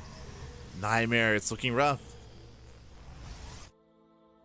It's looking very rough for Nightmare. He's stuck on 2 bases. I believe he does have... I was going to say he's up in production. That's not even true. Creator, he has no equivalent amount of Stalkers. Of gateways, I should say.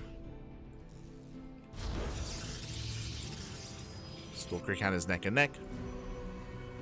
Creator, he backs up. Again, there's no rush, right? Like, there's no rush for Creator. He knows that he's ahead. So Creator can just slow things down. He's got +1 on the way. Robo for immortal production. Creator just has to take it slow. And here come those stasis traps. Again, he knows he just has to be defensive. Just wait for his opponents. Wait for Nightmare.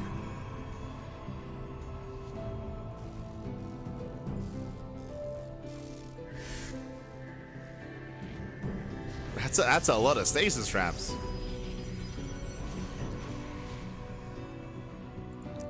traps.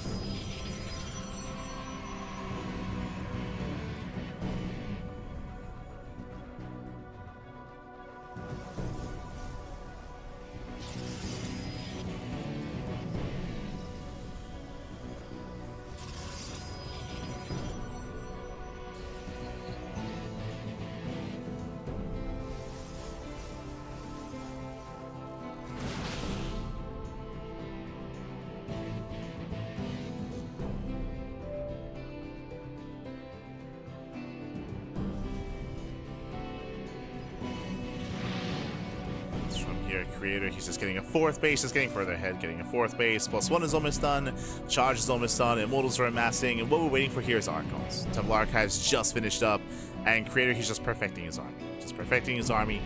Composition-wise, Nightmare is keeping up. I'm very impressed. He's got his own Archon, got his own Zealots, he's got his own 4th base on the way, but Nightmare is just playing one step behind. A lot of it will come down to the engagement. Even though Nightmare is behind, there is a chance that he can take a better fight with a better concave, with the help of shield batteries. There is still a chance, but again, the pressure is on Nightmare. All the pressure is on Nightmare. Creator, he scouts, he confirms that there's a 4th base, and that should be his target. Spots the main army as well.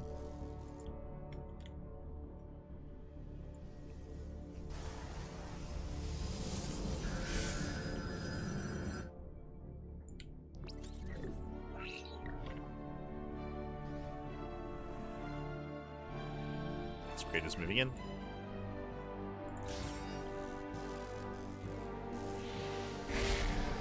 He's just very secure back at home, and here comes the move out. He's got his Immortals, got his Archons, War Prisms on the way to reinforce across the map. And we'll see if Nightmare's going to be in position.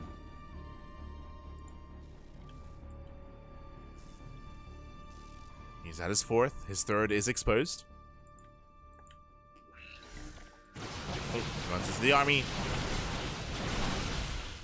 Does chase.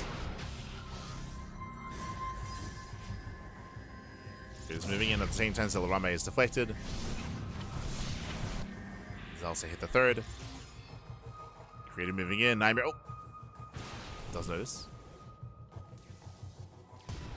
Does notice he's keeping up. +2 is almost done for Creator. Just now finishing. Just does finish up. He has the upgrade advantage. Likewise, diving forward. Zealots, they rush in. There's some left behind, thankfully, for Nightmare. Zealots holding on those Zealots. Now committing in. And with the help of his Stalkers, with the help of the Archons, it looks like Nightmare, he's getting on top. He's trying to get on top of the Immortals. Not quite able to, though. Yeah, not quite able to. The Immortals, they break on through. Again, the other backbone of Creator's army. Does take the fight. And it's something that Nightmare doesn't have. No Immortals of his own.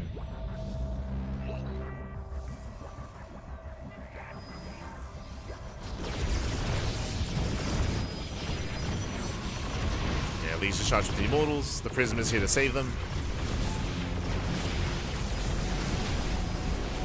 As the Immortals are getting low. At least one of them is.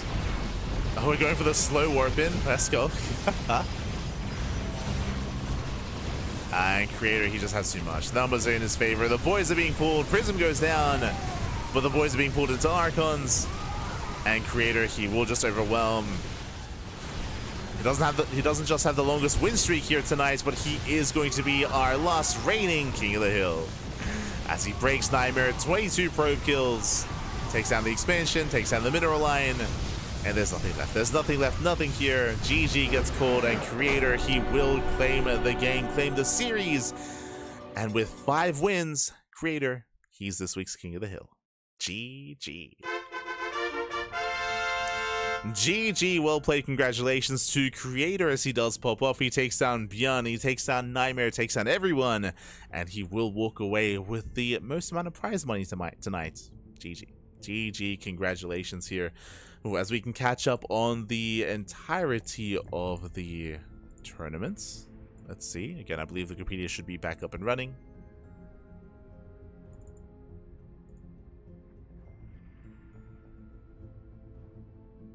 Should be back up.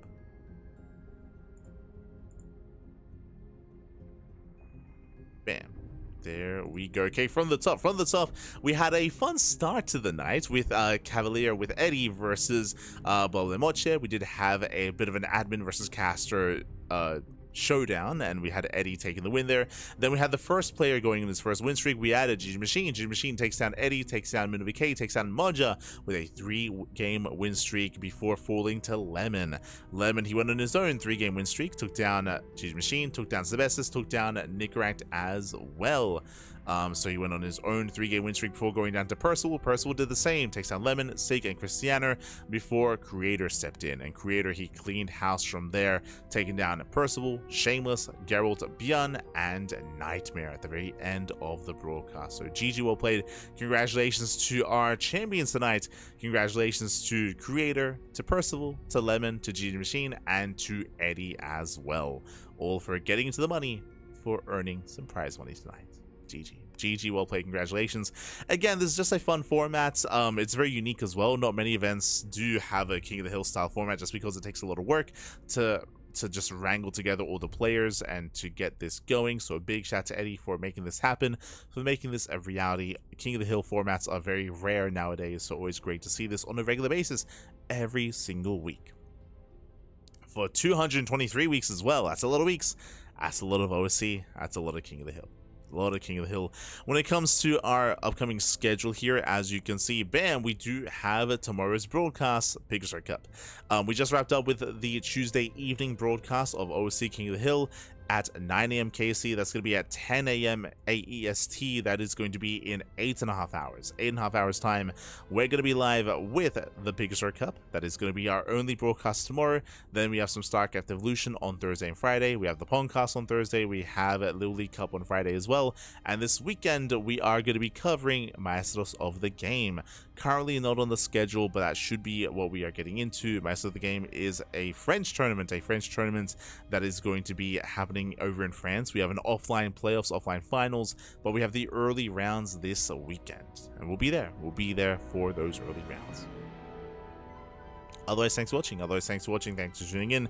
We do appreciate the support, of course. And if you want to tune into the VODs, if you maybe see something that you like here, if you want to watch it but you can't watch it live, then you can check us out over on YouTube. !YouTube or ! Socials. You can get a link to all of our socials, and YouTube is a place to be for VOD content. All the VODs, all on YouTube.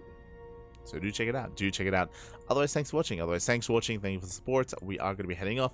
It is very late here. It is almost 2 AM. Almost 2 AM in the morning, so I'm going to get some sleep. Gonna get some sleep, gonna get some rest. But thank you so much, everyone. I hope you all had a great evening. I hope you all had a great night. And take care, everyone. Let's find someone to send everyone over to. Who's live at the moment? I know that Wardy was hosting his event, but I think he finished. Yeah, I think he's done. So who can we raid? Let's have a look here. See, Poison is streaming, Codebar is streaming, Thriving GG as well. True, he did raid us yesterday. True, could give him some love. Yeah. All right, with that, thanks for watching, and we'll see you guys tomorrow for Pegasus Cup. See you guys in 8.5 hours. I'll try to wake up in time. I'll do my best. Thanks for watching. See you next time. Ciao, papi, ciao. Hasta luego. See you next time.